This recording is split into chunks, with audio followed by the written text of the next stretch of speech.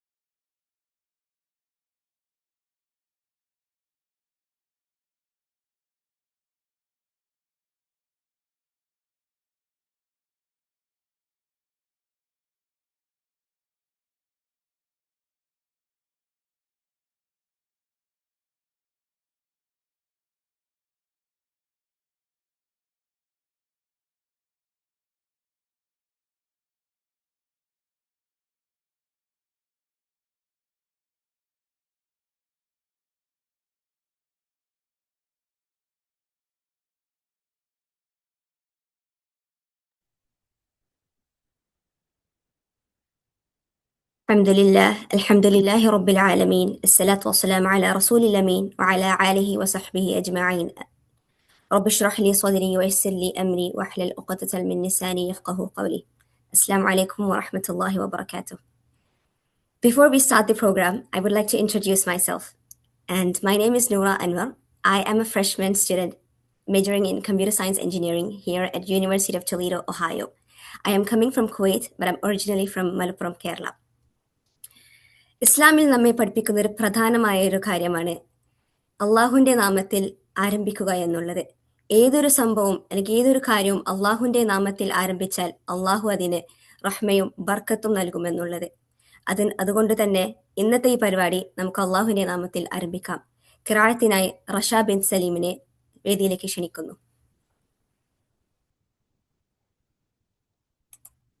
السلام عليكم ورحمة الله وبركاته. أعوذ بالله من الشيطان الرجيم. بسم الله الرحمن الرحيم. اعلموا أنما الحياة الدنيا لعب ولهو وزينة وتفاخر بينكم وتكاثر في الأموال والأولاد كمثل غيث أعجب الكفار نباته ثم يهيج فتراه مصفرا ثم يكون حطاما وفي الآخرة عذاب شديد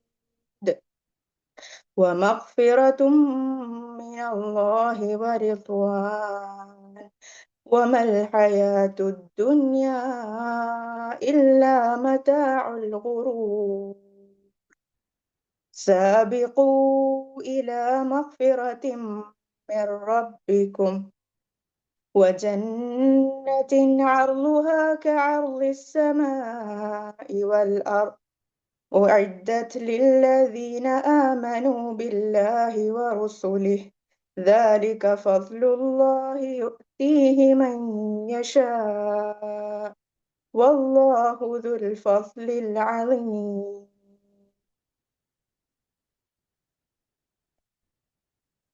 നിങ്ങൾ അറിയുക, ഇഹലോക ജീവിതം എന്നാൽ കളിയും വിനോദവും അലങ്കാരവും, നിങ്ങൾ പരസ്പരം ദുരഭിമാനം നടിക്കലും സ്വത്തുക്കളിലും സന്താനങ്ങളിലും പെരുപ്പം കാണിക്കലും മാത്രമാണ്. ഒരു മഴ പോലെ അതുമൂലമുണ്ടായ ചെടികൾ കർഷകരെ ആശ്ചര്യപ്പെടുത്തി. പിന്നീട് അതിന് ഉണക്കം ബാധിക്കുന്നു. അപ്പോൾ അത് മഞ്ഞ നിറം പൂണ്ടതായി നിനക്ക് കാണാം. പിന്നീട് അത് തുരുമ്പായി പോകുന്നു. എന്നാൽ പരലോകത്ത് കഠിനമായ ശിക്ഷയും സദവൃത്തർക്ക് അള്ളാഹുവിങ്കിൽ നിന്നുള്ള പാപമോചനവും പ്രീതിയും ഉണ്ട്. ഐഹിക ജീവിതം വഞ്ചനയുടെ വിഭവമല്ലാതെ മറ്റൊന്നുമല്ല. നിങ്ങളുടെ രക്ഷിതാവിങ്കിൽ നിന്നുള്ള പാപമോചനത്തിലേക്കും സ്വർഗത്തിലേക്കും നിങ്ങൾ മുൻകടന്നു വരുവിൻ. അതിന്റെ വിസ്താരം ആകാശത്തിന്റെ ഭൂമിയുടെയും വിസ്താരം പോലെയാണ്. അള്ളാഹുവിലും അവന്റെ ദൂതന്മാരിലും വിശ്വസിച്ചവർക്ക് വേണ്ടി അത് സജ്ജീകരിക്കപ്പെട്ടിരിക്കുന്നു. അത് അള്ളാഹുവിന്റെ അനുഗ്രഹമത്രേ. അവൻ ഉദ്ദേശിക്കുന്നവർക്ക് അതവൻ നൽകുന്നു. അള്ളാഹു മഹത്തായ അനുഗ്രഹമുള്ളവനാകുന്നു.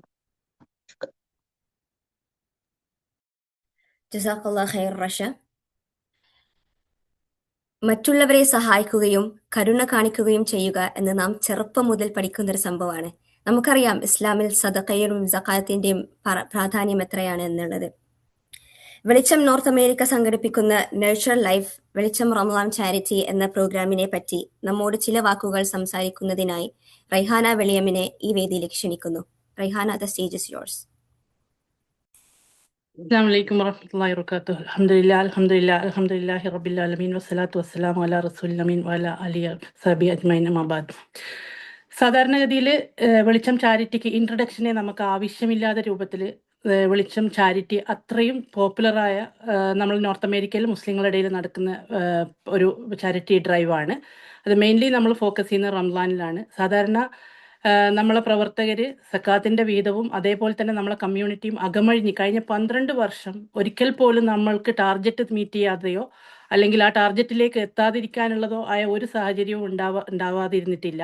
പക്ഷേ ഈ പ്രാവശ്യം സാധാരണ MC ആണ് ചാരിറ്റീനെ കുറിച്ചിട്ട് വെളിച്ചം ടോക്ക് സീരീസിൽ നമ്മളോട് സംസാരിക്കാറുള്ളത്. ഈ പ്രാവശ്യം ഞങ്ങൾ വെളിച്ചം ചാരിറ്റി ടീമിന്റെ ഭാഗമായിട്ട് തന്നെ വരാൻ കാരണം ഈ പ്രാവശ്യത്തെ ചാരിറ്റി കളക്ഷൻ ഓൾമോസ്റ്റ് നമുക്ക് 35% മാത്രമേ നമുക്ക് കവർ ചെയ്യാൻ പറ്റിയിട്ടുള്ളൂ.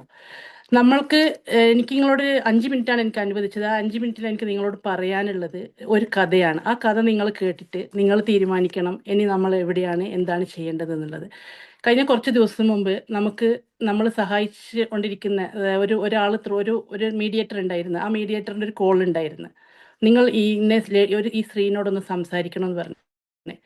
ഞാൻ ആ ലേഡീനെ വിളിച്ച് സംസാരിച്ചപ്പോൾ ഉണ്ടായ ഒരു അവസ്ഥ എന്ന് പറഞ്ഞു കഴിഞ്ഞാൽ എനിക്കത് എങ്ങനെയാണ് നിങ്ങളടുത്ത് എക്സ്പ്ലെയിൻ ചെയ്യേണ്ടതെന്ന് അറിയില്ല. 37-ാമത്തെ വയസ്സിൽ ഭർത്താവ് നഷ്ടപ്പെടുകയാണ്. ഗൾഫുകാരനായിരുന്നു ഭർത്താവ്. ഗൾഫിൽ നല്ല ജോലിയായിരുന്നു, വേറെ ഇതൊന്നുമില്ല. ഭർത്താവിൻ്റെ വീട്ടിലാണ് 4 മക്കളും ഈ സ്ത്രീയും താമസിക്കുന്നത്. ചെറിയ കുഞ്ഞിന് 9 മാസം പ്രായം, മൂത്ത കുട്ടിക്ക് 8 വയസ്സ്. 3 പെൺകുട്ടികളും ചെറിയ കുഞ്ഞാണ് ആൺകുട്ടിയായിട്ടുള്ളത്. ആ സ്ത്രീ വിളിച്ചത് എന്ന് വെച്ചാൽ ആ സ്ത്രീക്ക് എത്രയും പെട്ടെന്ന് ഭർത്താവിൻ്റെ വീട്ടിൽ നിന്ന് മാറണം. ഞാൻ ചോദിച്ചു എന്താ റീസൺ എന്ന് വെച്ചപ്പോൾ ആദ്യം ആ സ്ത്രീ പറയാൻ വളരെ മടിച്ചു. ഒരുപാട് പ്രാവശ്യം ഞാൻ കുറേ നിർബന്ധിച്ച് ചോദിച്ചപ്പോൾ അവിടെയല്ലേ നിങ്ങൾ നിൽക്കേണ്ടത്, നിങ്ങളെ ഇതാ പീരീഡ് പോലും കഴിഞ്ഞിട്ടില്ലെന്ന് പറഞ്ഞപ്പോൾ ആ സ്ത്രീ എന്നോട് വളരെ സങ്കടത്തോടു കൂടി ഒരു കാര്യം പറഞ്ഞിട്ടുണ്ടായിരുന്നു. എൻ്റെ ഭർത്താവിൻ്റെ ഫാദർ എനിക്ക് വില പറയുന്നു. ആദ്യം എനിക്ക് മനസ്സിലായില്ല എന്താ അവർ ഉദ്ദേശിക്കുന്നതെന്നുള്ളത്. അവർ പറഞ്ഞത് എന്താന്ന് പറഞ്ഞാൽ അവർക്ക് വീടും അവരുടെ സൗകര്യവും സംഗതികളൊക്കെ ഇത് ചെയ്യാം, പക്ഷേ അയാളെ ഇംഗിതത്തിന് ഈ സ്ത്രീ വഴങ്ങണമെന്നുള്ളതായിരുന്നു. ഇപ്പോൾ വെളിച്ചം ചാരിറ്റീൻ്റെ പ്രത്യേകത എന്ന് വെച്ചാൽ നമ്മൾ NGOസിനെ മാത്രമല്ല സഹായിക്കുന്നത്, ഓർഫനേജുകളെയോ അല്ലെങ്കിൽ കുറച്ചൊരു ഇൻസ്റ്റിറ്റ്യൂഷനെ മാത്രമല്ല സഹായിക്കുന്നത്. ഇതുപോലെയുള്ള ഇൻഡിവിജ്വൽ കേസുകൾ എത്രത്തോളം എന്ന് പറഞ്ഞാൽ ഈ കേസ് എന്നെ വിളിച്ചിട്ട് ആ കുട്ടീനെ അന്ന് അവിടെ നിന്ന് മാറ്റാൻ വേണ്ടിയിട്ട് കോഴിക്കോട് ജില്ലയിലുള്ള ഏകദേശം എല്ലാ പ്രദേശത്തും ഞാൻ വിളിച്ചന്വേഷിച്ചു. ഒരു രണ്ടാഴ്ചത്തേക്ക് ഇവർക്കൊരു ഷെൽട്ടർ കിട്ടുമെന്നുള്ളത്. ആ ഷെൽട്ടർ നമുക്ക് അവൈലബിൾ അല്ലായിരുന്നു. ഒരു രീതിയിലും അവൈലബിൾ അല്ലാത്തൊരു സാഹചര്യത്തിൽ ആ കുട്ടീനെ നമ്മളെ തന്നെ ഇടയിലുള്ള അയാളെ വീട്ടിലോട്ട് താമസിപ്പിക്കുകയാണ് ചെയ്തത്.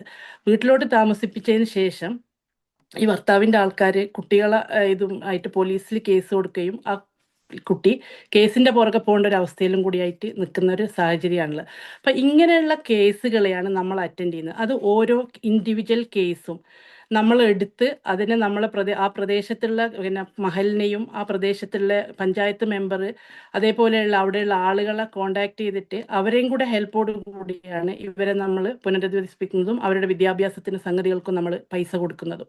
അപ്പോൾ ഇങ്ങനെയുള്ള സാഹചര്യങ്ങളാണ് നമ്മളെ കാത്തു നിൽക്കുന്ന ഇത്രയും ആളുകൾ അവിടെ ഉണ്ട്. അപ്പോൾ ഇപ്പം നമ്മൾ വെളിച്ചം ചാരിറ്റീൻ്റെ ഇന്ന് രാവിലെ ഞാൻ ഇതിൽ ജോയിൻ ചെയ്യുന്നതിന് തൊട്ട് മുമ്പ് ഞാൻ ഏകദേശം ഇത് നോക്കിയപ്പോൾ നമുക്ക് 35%, അതായത് ഒരു $37,000 നമുക്ക് വന്നിട്ടുള്ളൂ. അത് ഇൻക്ലൂഡിങ് കനേഡിയനും US കൂടെയാണ്.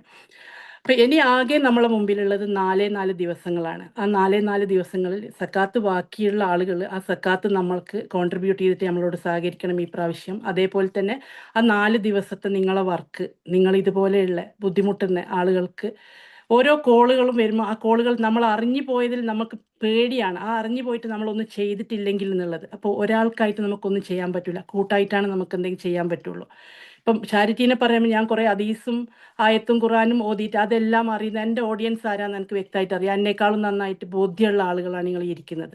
അപ്പം ഞാൻ നിങ്ങളോട് പൈസ ചോദിക്കുന്നത് ഈ സംഗതിക്ക് വേണ്ടിയാണ്. അത് നിങ്ങളെ സ്വന്തം സക്കാത്ത് പൈസയാണെങ്കിലും നിങ്ങൾ മറ്റുള്ളവരിലേക്കും നമുക്കറിയാം. ഒരു $360 അല്ലെങ്കിൽ $300 USD ആണെങ്കിലും നമുക്കത് ഇവിടെയുള്ള ആളുകൾക്ക് അത് ഒരു അപ്രോച്ച് ചെയ്യാൻ പറ്റുന്ന പൈസയാണ്. ഇനി അത് അപ്രോച്ച് ചെയ്യാൻ പറ്റുന്നില്ല, പാർഷ്യലിയും നമ്മൾ സ്പോൺസർഷിപ്പ് എടുക്കും. 2-3 പേര് ചേർന്നിട്ട് ഒരു കുട്ടീനെ നമുക്ക് സ്പോൺസർ ചെയ്യാം. അതേപോലെ ഈ പലപ്പോഴും ഹോസ്പിറ്റലിൽ നിന്ന് വരുന്ന കോളുകൾ അവർക്ക് സമൂഹത്തിൽ ക്രൗഡ് ഫണ്ടിങ്ങിനോ അല്ലെങ്കിൽ പള്ളിയിൽ പോയിട്ടോ നാട്ടുകാരോടോ ചോദിക്കാൻ പറ്റാത്ത സാഹചര്യങ്ങൾ ഇസ്സത്തിന് വില കൊടുക്കുന്ന ആളുകൾ ചെയ്യുന്ന ആളുകളെയും കൂടിയാണ് നമ്മൾ സഹായിക്കുന്നത്. അപ്പോൾ ഈ അർത്ഥത്തിലുള്ള ചാരിറ്റിയാണ് നമ്മൾ ചെയ്യുന്നത്. പലപ്പോഴും ആളുകൾ നമ്മളോട് ചോദിക്കും, നിങ്ങൾക്ക് എന്താ റിപ്പോർട്ട് തന്നൂടെ, നിങ്ങൾ ആരെയൊക്കെ സഹായിച്ച് എത്ര ആളെ ആ റിപ്പോർട്ട് നമ്മൾ തരാത്തതെന്ന് വെച്ചാൽ നമ്മൾ സഹായിക്കുന്ന ആളെ ഇസ്സത്ത് ഒരു അർത്ഥത്തിലും അതിനൊരു കോട്ടം ഉണ്ടാവരുത്. ഇനി ആരെങ്കിലും പേഴ്സണലി ചോദിക്കുകയാണെങ്കിൽ നമുക്കത് 100% ഇതിൽ നിങ്ങൾക്ക് തരുകയും ചെയ്യാം. നിങ്ങൾക്ക് ആ ഡോണറിൻ്റെ ആളുകളോട് സംസാരിക്കണമെങ്കിൽ സംസാരിക്കാൻ ചെയ്യാവുന്ന സാഹചര്യമുണ്ട്. ഇനി അവരെ കണ്ടിന്യൂസ് നിങ്ങൾക്ക് ഹെൽപ്പ് ചെയ്യാൻ പറ്റുമെങ്കിൽ അതിനുമുള്ള ഇതിൽ നമ്മൾ ഒരുക്കുന്നതായിരിക്കും.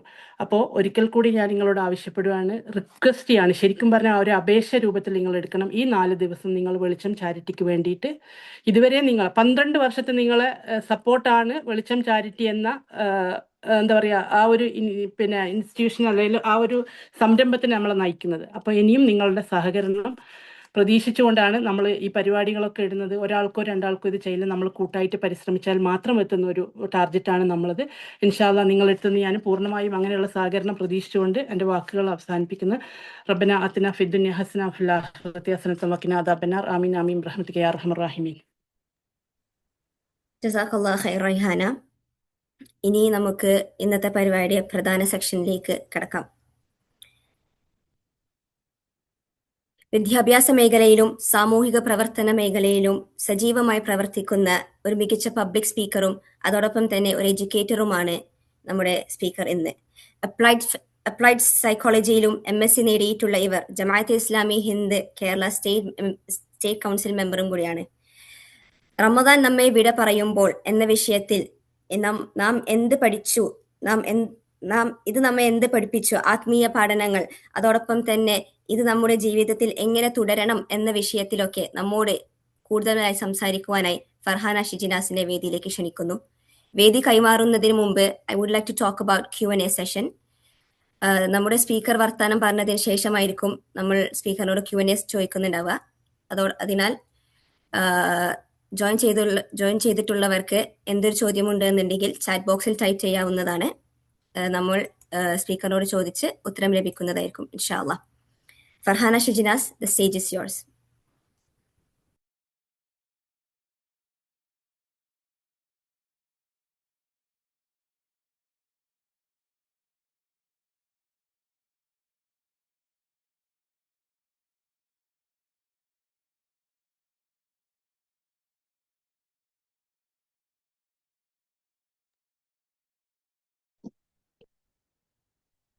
أعوذ بالله من الشيطان الرجيم. بسم الله الرحمن الرحيم.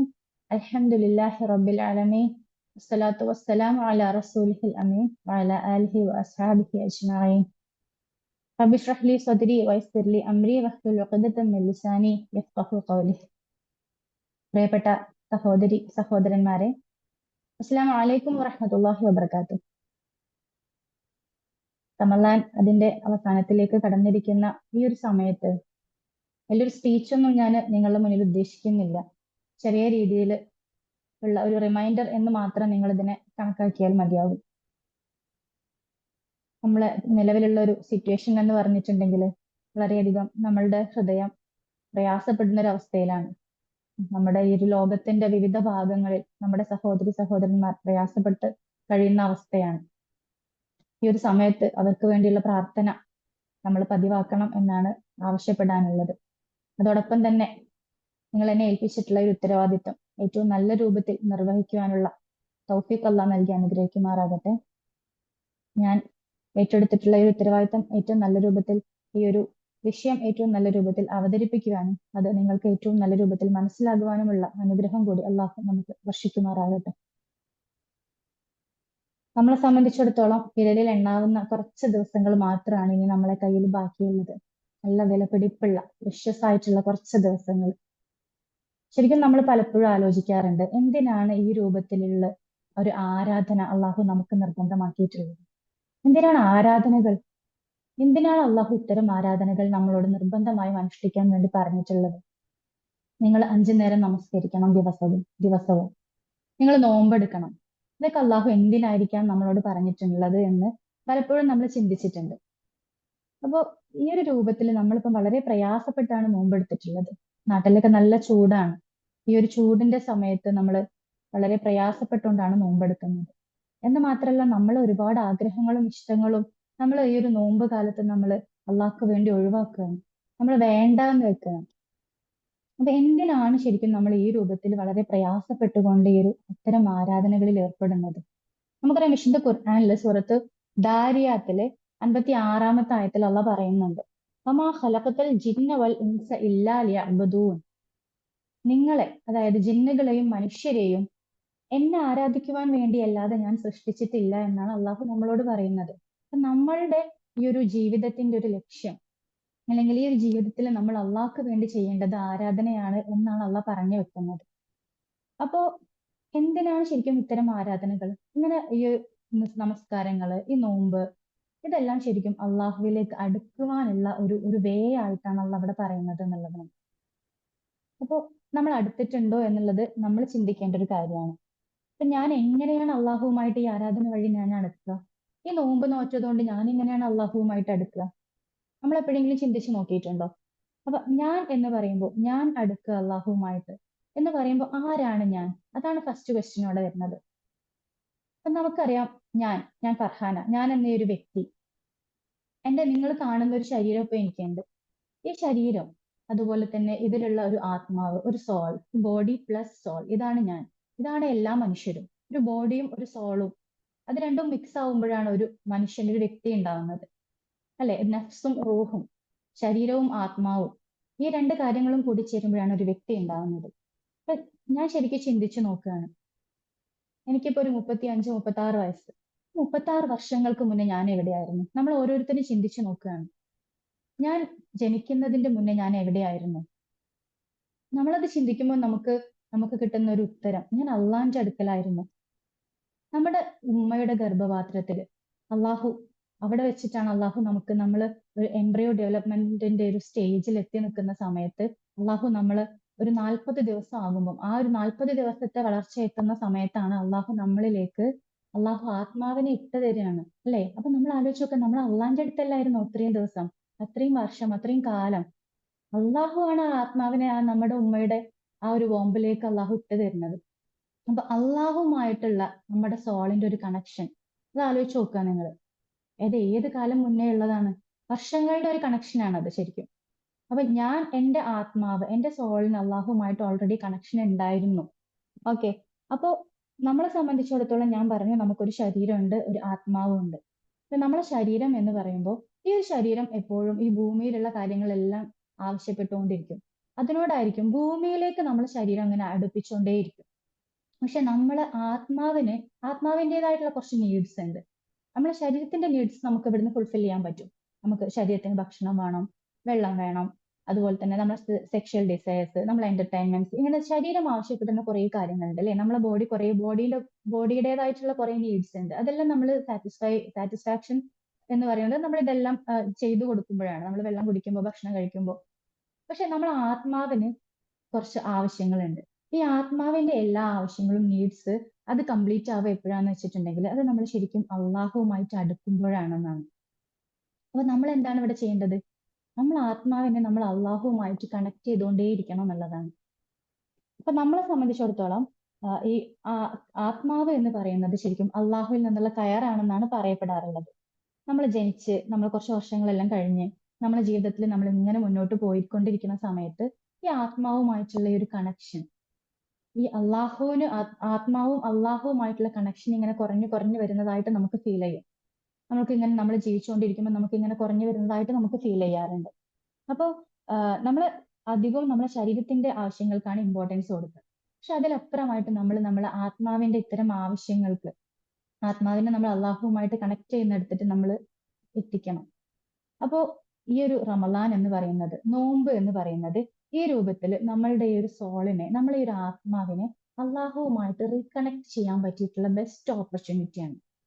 ഓക്കെ, ഇപ്പൊ ഞാനൊരു എക്സാമ്പിൾ പറയാം. നമ്മള് ഒരു കുതിര, ആ കുതിരയെ നമ്മളെ ബോഡിയായിട്ട്, നമ്മളെ ശരീരമായിട്ട് നമ്മൾ ഇമാജിൻ ചെയ്യാം. അതുപോലെ ആ കുതിരക്ക് ഒരു കുതിരക്കാരനുണ്ടാവും, ഒരു ഹോഴ്സ് റൈഡർ. അത് നമ്മൾ ആത്മാവാണെന്ന് നമ്മൾ സങ്കല്പിക്കാം. അപ്പോൾ ഹോഴ്സും ഹോഴ്സ് റൈഡറും, അതായത് നമ്മുടെ ശരീരവും അതുപോലെ തന്നെ നമ്മളെ ആത്മാവും. അപ്പോൾ ഈ ഒരു കുതിര എന്ന് പറയുമ്പോൾ അതിന് ഇഷ്ടമുള്ള വഴിയിലൂടെ ഇങ്ങനെ ഓടിക്കൊണ്ടേയിരിക്കും. ഈ കുതിരക്കാരൻ വേണം ഈ ഒരു കുതിരയെ നിയന്ത്രിച്ചു കൊണ്ടുപോകാൻ. കുതിരക്ക് ഇഷ്ടമുള്ള വഴിയിലൂടെ പോകും. അപ്പൊ നിയന്ത്രിക്കണം എന്നുണ്ട് എങ്കിൽ ഈ ഒരു കുതിരക്കാരന് കൃത്യമായിട്ടുള്ള ഒരു ട്രെയിനിങ് കിട്ടിയേ പറ്റൂ. അപ്പൊ ഈ ഒരു ഹോഴ്സ് റൈഡർക്ക് ട്രെയിനിങ്, നല്ല ട്രെയിൻഡ് ആയിട്ടുള്ള ഒരു ഹോഴ്സ് റൈഡർ ആണെന്നുണ്ടെങ്കിൽ ആ കുതിരയെ കറക്റ്റ് കൺട്രോൾ ചെയ്യാൻ അയാൾക്ക് പറ്റും.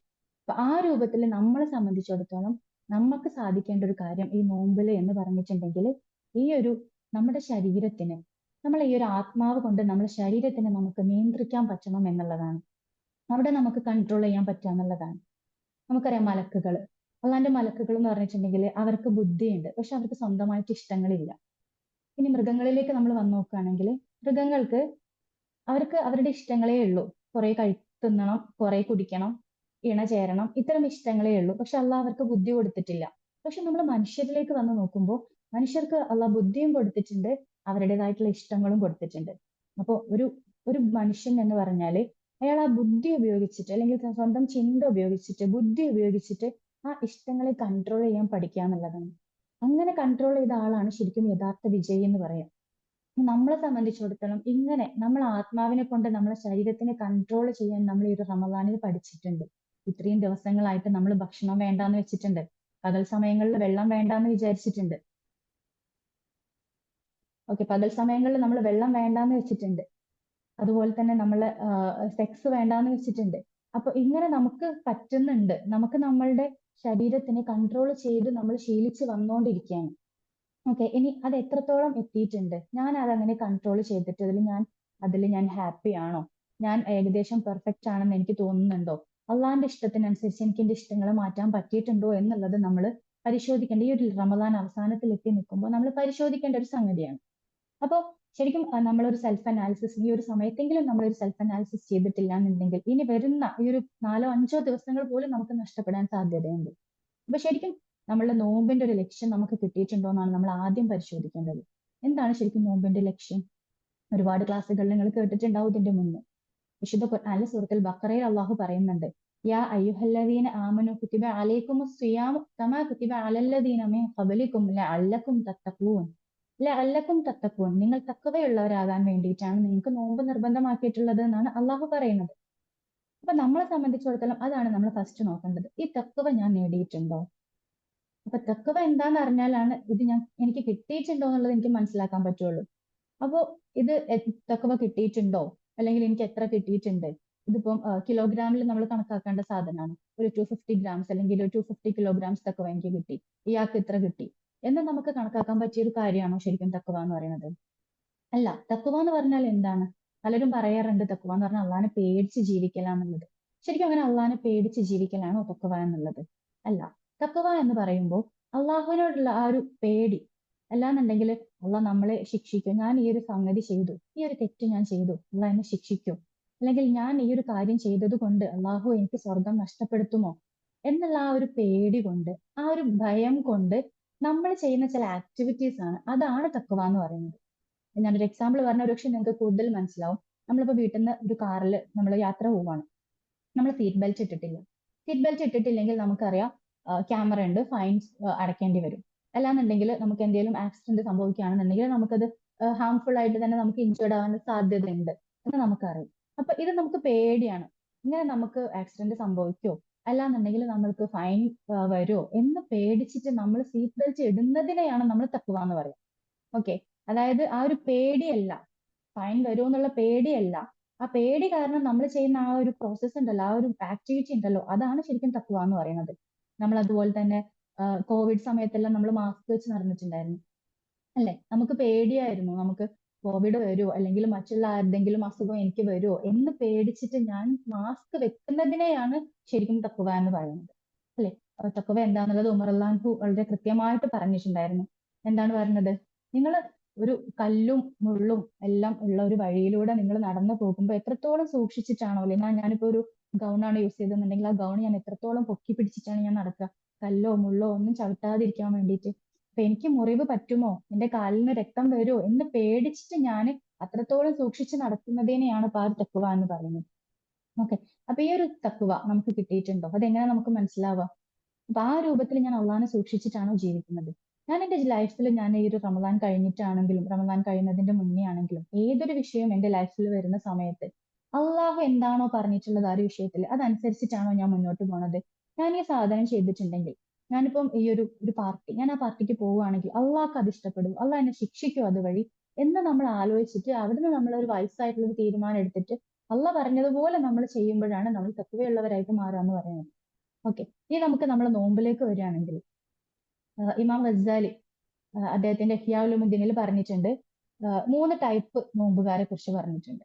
അതിൽ ആദ്യത്തത് സൗമുൽ ഉമൂം, അതായത് സാധാരണക്കാരുടെ നോമ്പ്. ആദ്യത്തെ കാറ്റഗറി എന്ന് പറഞ്ഞിട്ടുണ്ടെങ്കിൽ അവര് ഭക്ഷണം ഒഴിവാക്കിയിട്ടുണ്ട് നോമ്പിന്റെ സമയത്ത്, അവര് വെള്ളം ഒഴിവാക്കിയിട്ടുണ്ട്, അതുപോലെ അവർ സെക്സ് വേണ്ടാന്ന് വെച്ചിട്ടുണ്ട്. അപ്പൊ ഇത്തരം കാര്യങ്ങളിൽ നിന്നെല്ലാം അവർ വിട്ട് നിന്നിട്ടുണ്ട്. എന്ന് മാത്രമല്ല, ഇത് അവരുടെ ശാരീരികമായിട്ടുള്ള ആവശ്യങ്ങളെല്ലാം അവര് വേണ്ടാന്ന് വെച്ചിട്ടുണ്ട്. ഇനി രണ്ടാമതൊരു കാറ്റഗറി ഉണ്ട് സൗമുൽ ഖുസൂസ് എന്ന് പറഞ്ഞിട്ടുള്ളത്. ഈ നോമ്പുകാരെന്ന് പറഞ്ഞിട്ടുണ്ടെങ്കിൽ കുറച്ചുകൂടെ സ്പെഷ്യൽ ആയിട്ടുള്ള നോമ്പുകാരാണ്, കുറച്ചുകൂടെ പ്രത്യേകക്കാരായിട്ടുള്ള നോമ്പുകാരാണ്. ഇവരെന്ന് പറഞ്ഞിട്ടുണ്ടെങ്കിൽ അള്ളാഹ് നോമ്പ് നോറ്റിട്ട് നിങ്ങൾ ചെയ്യരുത് എന്ന് പറഞ്ഞിട്ടുള്ള കാര്യങ്ങൾ ചെയ്യുന്നില്ല. അതായത് ഭക്ഷണം കഴിക്കുന്നില്ല, വെള്ളം കുടിക്കുന്നില്ല, അതിന്റെ കൂടെ തന്നെ അവർ സെക്സ് ഇതുപോലെ ആ ഒരു സെക്ഷൽ ഡിസയർ അവർ സപ്രസ് ചെയ്ത് വെച്ചിട്ടുണ്ട്. ഇനി എന്ന് മാത്രമല്ല, ഇതിന്റെ കൂടെ പ്ലസ് അവർ ചെയ്തിട്ടുള്ള ഒരു കാര്യം, അവരുടെ നാവ്, അവരുടെ കണ്ണുകള്, അവരുടെ കാതുകള്, അവരുടെ കൈകള്, അവരുടെ കാലുകള്, ഇതെല്ലാം പാപം ചെയ്യുന്നതിൽ നിന്ന് അവർ തടഞ്ഞു വെച്ചിട്ടുണ്ടായിരുന്നു എന്നാണ് പറഞ്ഞത്. ഓക്കെ, ഈ സെക്കൻഡ് കാറ്റഗറി അങ്ങനെ വരുന്നു. ഇനി തേർഡ് കാറ്റഗറി എന്ന് പറയുമ്പോൾ സൗമിൻ ഹുസൂസിൽ ഹുസൂസ്, പ്രത്യേകക്കാരിൽ പ്രത്യേകക്കാരുടെ നോമ്പാണത്. അതായത് പിന്നെ അവര് കുറച്ചുകൂടെ ഹൈ ലെവലില് ഭയങ്കര സ്പെഷ്യൽ ആയിട്ടുള്ള നോമ്പുകാരും എന്ന് പറഞ്ഞിട്ടുണ്ടെങ്കിൽ അവര് ഈ ഞാൻ നേരത്തെ പറഞ്ഞ ഈ 2 കാറ്റഗറിയിലുള്ള ആളുകളും ചെയ്യുന്ന കാര്യങ്ങൾ ചെയ്തു, പ്ലസ് അതിന്റെ കൂടെ അവരവരുടെ ഹൃദയത്തിലും കൂടെ, ഹൃദയത്തെ ശരിക്കും പൂർണ്ണമായിട്ടും അവരുടെ എല്ലാ ആഗ്രഹത്തിനെയും അതുപോലെ തന്നെ അവരുടെ ചിന്തകളെയും എല്ലാം അവരുടെ ഹൃദയത്തിൽ നിന്ന് ക്ലീൻ ചെയ്ത് വെച്ചിട്ടുണ്ടെന്നാണ്. അപ്പോൾ അങ്ങനെയുള്ള ആളുകളാണ് ആരാധനയിൽ കുറച്ചുകൂടെ അവരുടെ ആരാധന കുറച്ചുകൂടെ ഹൈ ലെവലിലുള്ള ആരാധന. മീൻസ് ഞാനത് പറയുമ്പോൾ നമ്മൾ ആരാധന ഏത് രൂപത്തിലുള്ളതാണ്, നമ്മളെ നമസ്കാരങ്ങൾ ഏത് രൂപത്തിലുള്ളതാണെന്നൊക്കെ നമ്മൾ ശരിക്കും ചിന്തിക്കേണ്ട ഒരു കാര്യമാണ്. അപ്പൊ ആ രൂപത്തിൽ അവർ കംപ്ലീറ്റ് ആയിട്ട് അള്ളാഹുവിന് ഫുൾ സമർപ്പിച്ചിട്ട് ആ ഒരു മാസം മുഴുവനായിട്ട് അവര് അള്ളാഹ് പറഞ്ഞിട്ടുള്ള കാര്യങ്ങളെല്ലാം ഒഴിവാക്കി ചീത്ത ചിന്തകളിൽ നിന്നെല്ലാം അവരുടെ മനസ്സിനെ ഫുൾ ശുദ്ധീകരിച്ച് അവര് ഹൃദയം പ്യുവർ ആയിരിക്കുന്നതാണ്. അപ്പൊ ഇങ്ങനെയാണ് അവർ തഖ്വ നേടുന്നത്. അവർ അള്ളാഹ് പറഞ്ഞിട്ടുള്ള എല്ലാ കാര്യങ്ങളും കൃത്യമായി പാലിച്ചുകൊണ്ട് അവർ തഖ്വ നേടുകയാണ്. അപ്പൊ ഈ ഒരു കാറ്റഗറിയിൽ ശരിക്കും അള്ളാന്റെ പ്രവാചകന്മാര്, അമ്പിയ മുർസലുകൾ, അങ്ങനെ കുറച്ചുകൂടെ ഉയർന്ന തലത്തിൽ അള്ളാഹുമായിട്ട് അടുത്തിട്ടുള്ള ആളുകളാണ് ഈ ഒരു കാറ്റഗറിയിൽ വരിക. നമ്മളെ സംബന്ധിച്ചിടത്തോളം ഞാൻ എത്രത്തോളം ട്രെയിൻഡ് ആണോ എന്നുള്ളത് നമുക്ക് മനസ്സിലാവുന്നത് ഞാൻ ഈ ഒരു ട്രെയിനിങ് വഴി എനിക്ക് കിട്ടിയിട്ടുള്ള എനർജി ഞാൻ എങ്ങനെയാണ് യൂസ് ചെയ്യുന്നത്, മറ്റുള്ള ഈ ഒരു വരും മാസങ്ങളിൽ ഞാൻ എങ്ങനെയാണ് അത് യൂസ് ചെയ്യുന്നത് എന്നതിനെ ബേസ് ചെയ്തുകൊണ്ടിരിക്കും. ഓക്കെ, ഈ ഒരു നോമ്പിന്റെ വിഷയം എന്ന് പറയുമ്പോൾ നോമ്പ് മാത്രമല്ല, നമ്മുടെ മറ്റുള്ള ആരാധനകൾ, നമ്മളുടെ നമസ്കാരങ്ങൾ, ഞാൻ കൃത്യമായിട്ട് എല്ലാ നമസ്കാരങ്ങൾക്കും ജമാഅത്തിന് ഞാൻ പള്ളിയിലേക്ക് എത്താറുണ്ടോ, ജമാഅത്ത് കൃത്യമായിട്ട് ഞാൻ നമസ്കരിക്കുന്നുണ്ടോ, അതുപോലെ തന്നെ എന്റെ റവാത്തിബ് സുന്നത്തുകൾ നമസ്കാരത്തിന്റെ മുന്നേയും അതുപോലെ ശേഷവുമുള്ള എന്റെ നമസ്കാരങ്ങൾ ഏത് രൂപത്തിലാണ്, അത് ഞാൻ കൃത്യമായിട്ട് നിർവഹിക്കുന്നുണ്ടോ? എന്റെ തഹജ്ജുദ് നമസ്കാരം, എന്റെ ലുഹാ നമസ്കാരം, തറാവിഹ്, ഖിയാമുൽ ലൈൽ ഇതെല്ലാം ഞാൻ കൃത്യമായിട്ട് നിർവഹിച്ചിട്ടുണ്ടോ? ഇനി വിശുദ്ധ ഖുർആനിന്റെ മാസം കൂടിയാണ്, ഖുർആൻ അവതരിച്ച മാസം കൂടിയാണ് റമദാൻ എന്ന് പറയുന്നത്. അപ്പൊ ഈ ഒരു മാസത്തിൽ എങ്ങനെയായിരുന്നു ഞാനും ഖുർആനും തമ്മിലുള്ള ബന്ധം? എനിക്കത് കൃത്യമായിട്ട് ഞാൻ ഒരു പ്രാവശ്യമെങ്കിലും ഈ ഒരു റമദാന്റെ ദിവസങ്ങൾ അവസാനിക്കുമ്പോൾ ഒരു പ്രാവശ്യമെങ്കിലും മുഴുവനായിട്ട് എനിക്കത് ഓതി തീർക്കാൻ സാധിച്ചിട്ടുണ്ടോ? അതിൽ നിന്ന് ഒരു സൂറത്തെങ്കിലും കൃത്യമായിട്ടും അതിന്റെ അർത്ഥവും വിശദീകരണവും ഒരു പ്രാവശ്യമെങ്കിലും വായിക്കാനെങ്കിലും സാധിച്ചിട്ടുണ്ടോ? പഠിക്കുന്നത് പോകട്ടെ, വായിക്കാനെങ്കിലും മനസ്സിലാക്കി വായിക്കാൻ എനിക്ക് സാധിച്ചിട്ടുണ്ടോ? എന്ന് മാത്രമല്ല, നമ്മൾ അതിൽ നിന്ന് ഒരു 10 ആയത്തെങ്കിലും ഈ ഒരു 30 ദിവസം കൊണ്ട് ഒരു 10 ആയത്തെങ്കിലും എനിക്കത് ബൈഹാർട്ട് ചെയ്യാൻ പറ്റിയിട്ടുണ്ടോ? അല്ലാന്നുണ്ടെങ്കിൽ ഞാൻ മുന്നേ പഠിച്ചു പോയിട്ടുള്ള ഒരുപാട് സൂറത്തുകൾ ഞാനിപ്പോ മറന്നുപോയിട്ടുണ്ട്. അത് എനിക്ക് രണ്ടാമതും ഒന്നുകൂടെ ഞാൻ അത് എന്റെ ഹൃദയത്തിൽ ഉറപ്പിക്കുന്ന രീതിയിൽ എനിക്കത് വീണ്ടും പഠിക്കാൻ സാധിച്ചിട്ടുണ്ട്. അവസാനത്തെ 10 ദിവസങ്ങൾ എന്ന് പറഞ്ഞിട്ടുണ്ടെങ്കിൽ ലൈലത്തുൽ ഖദറിനെ പ്രതീക്ഷിച്ചുകൊണ്ടിരിക്കുന്ന ദിവസങ്ങളാണ്. ഈ ഒരു ദിവസങ്ങളിൽ ഞാൻ ഏത് രൂപത്തിലാണ് ഞാൻ ഈ ഒരു ദിവസം ഉപയോഗപ്പെടുത്തിയിട്ടുള്ളത്? രാത്രി കാലങ്ങളിൽ ഉറങ്ങാതെ അള്ളാഹുവിന്റെ മുന്നിൽ കരഞ്ഞു കലങ്ങിയ കണ്ണുകളുമായിട്ട് എനിക്ക് അള്ളാഹുവിനോട് അടുക്കാൻ സാധിച്ചിട്ടുണ്ടോ? തൗബയുടെ രാവുകൾ കൃത്യമായിട്ട് ഞാൻ യൂസ് ചെയ്തിട്ടുണ്ടോ? ഇങ്ങനെയുള്ള ക്വസ്റ്റ്യൻസ് എല്ലാം ശരിക്കും ഈ ഒരു സമയത്ത് നമ്മുടെ മനസ്സിൽ വേണം. അതുപോലെ തന്നെ ഒരുപാട് സൽക്കർമ്മങ്ങൾ എനിക്ക് ചെയ്യാൻ പറ്റിയിട്ടുണ്ടോ? ഞാൻ എന്റെ സക്കാത്ത് കൃത്യമായിട്ട് നൽകിയിട്ടുണ്ടോ? സദക്കകൾ ഞാൻ ഒരുപാട് വർദ്ധിപ്പിച്ചിട്ടുണ്ടോ? അപ്പൊ ഇത്തരം കാര്യങ്ങളെല്ലാം നമ്മളൊന്ന് ജസ്റ്റ് ഒന്ന് എല്ലാവരും മനസ്സിലേക്ക് ഇങ്ങനെ ഓടിച്ചു നോക്കുമ്പോഴാണ് നമ്മളെ തന്നെയാണ് വിലയിരുത്തേണ്ടത്.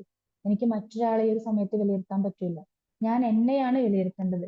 അതിൽ എന്തെങ്കിലും കുറവോ പോരായ്മയോ വന്നിട്ടുണ്ടെങ്കിൽ അത് തിരുത്തേണ്ട ആളും ഞാൻ തന്നെയാണ്. അത് വേറെ ആരെങ്കിലും വന്ന് ഒരിക്കലും തിരുത്തി തരില്ല. നമ്മളടുത്ത് സംഭവിച്ചു പോയിട്ടുള്ള വീഴ്ചകൾ അത് തിരുത്തേണ്ട ആള് നമ്മൾ തന്നെയാണ്. ഇനി ഈ രൂപത്തിൽ നമ്മൾ അനലൈസ് ചെയ്ത് നോക്കുകയാണെങ്കിൽ എനിക്ക് തോന്നുകയാണ്, അൽഹംദുലില്ലാഹ് ഞാൻ പെർഫെക്റ്റ് ആണ്.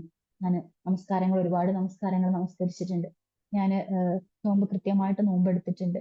അതുപോലെ തന്നെ ഞാൻ ഒരുപാട് ആളുകളെ സഹായിച്ചിട്ടുണ്ട്. പാവങ്ങളെ ഞാൻ സഹായിച്ചിട്ടുണ്ട്. അഗതികൾക്ക് ഞാൻ ഭക്ഷണം കൊടുത്തിട്ടുണ്ട്. അപ്പൊ ഇത്തരം കാര്യങ്ങളിലെല്ലാം ഞാൻ പെർഫെക്റ്റ് ആയിരുന്നു.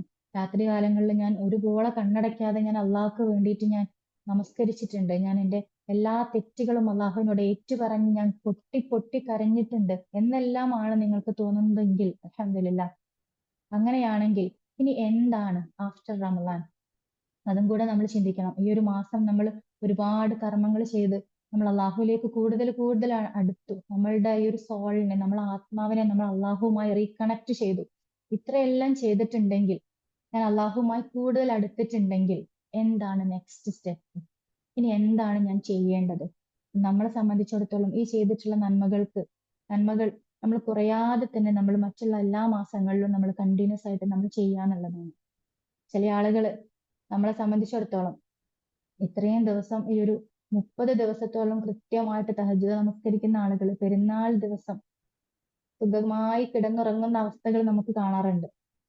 അപ്പൊ ആ ഒരു ദിവസം നമ്മൾ ആഘോഷത്തിന്റെ ദിവസമാണെങ്കിൽ പോലും ആ ഒരു ദിവസം തഹജ്ജുദ് ഒഴിവാക്കാതെ നമുക്ക് വീണ്ടും അതിനൊരു കണ്ടിന്യൂറ്റി കൊടുക്കാൻ നമുക്ക് സാധിക്കണം എന്നുള്ളതാണ്. നമ്മുടെ എല്ലാ സൽക്കർമ്മങ്ങൾക്കും അത് വളരെ കുറഞ്ഞതാണെങ്കിലും ശരി, നിങ്ങളത് അള്ളാഹുവിന് ഏറ്റവും ഇഷ്ടമുള്ളത് നമ്മളത് എത്ര കുറച്ച് ചെയ്യുന്നതാണെങ്കിലും അത് കണ്ടിന്യൂസ് ആയിട്ട് ചെയ്യുന്നതാണ് അള്ളാഹുവിന് ഏറ്റവും ഇഷ്ടം എന്നുള്ളതാണ്. അപ്പൊ അള്ളാഹുമായിട്ടുള്ള ഈ ഒരു അടുപ്പം ഞാൻ നിലനിർത്തണമെങ്കിൽ, ഞാനിപ്പോ റീകണക്ട് ചെയ്തു, എനിക്കത് മെയിൻറ്റെയിൻ ചെയ്തു പോകണം. അങ്ങനെയാണെങ്കിൽ ഞാൻ ഈ നന്മകൾ എന്റെ ജീവിതത്തിൽ ഞാനത് സ്ഥിരമാക്കുക എന്നുള്ളതാണ് എനിക്ക് ചെയ്യാനുള്ളത്. ഇനി ഇൻ കേസ് പണ്ഡിതന്മാർ പറയുന്നുണ്ട്, ചിലപ്പോൾ നമുക്ക് റമദാനിലെ പോലെയുള്ള ഒരു എനർജി നമുക്ക് ഒരു പക്ഷേ, അല്ലെങ്കിൽ നമുക്ക് ശാരീരികമായിട്ടോ എന്തോ നമുക്ക് വല്ല പ്രയാസവും ഉണ്ടെങ്കിൽ നിങ്ങളത് പെട്ടെന്ന് സ്റ്റോപ്പ് ചെയ്യരുത്. ഇത് ഗ്രാജുവൽ ആയിട്ട് ഇങ്ങനെ അത് നമ്മൾ കുറച്ച് കൊണ്ടുവരണം.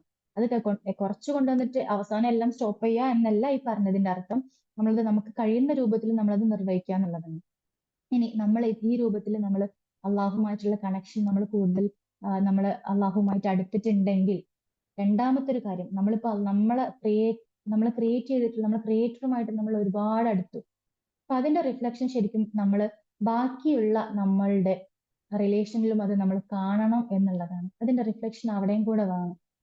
അതായത് അള്ളാഹുവുമായിട്ടുള്ള ആ ഒരു കണക്ഷന്റെ റിഫ്ലക്ഷൻ അള്ളാഹുവിന്റെ മറ്റു സൃഷ്ടികളോടും കൂടെ നമ്മൾ വേണം എന്നുള്ളതാണ്.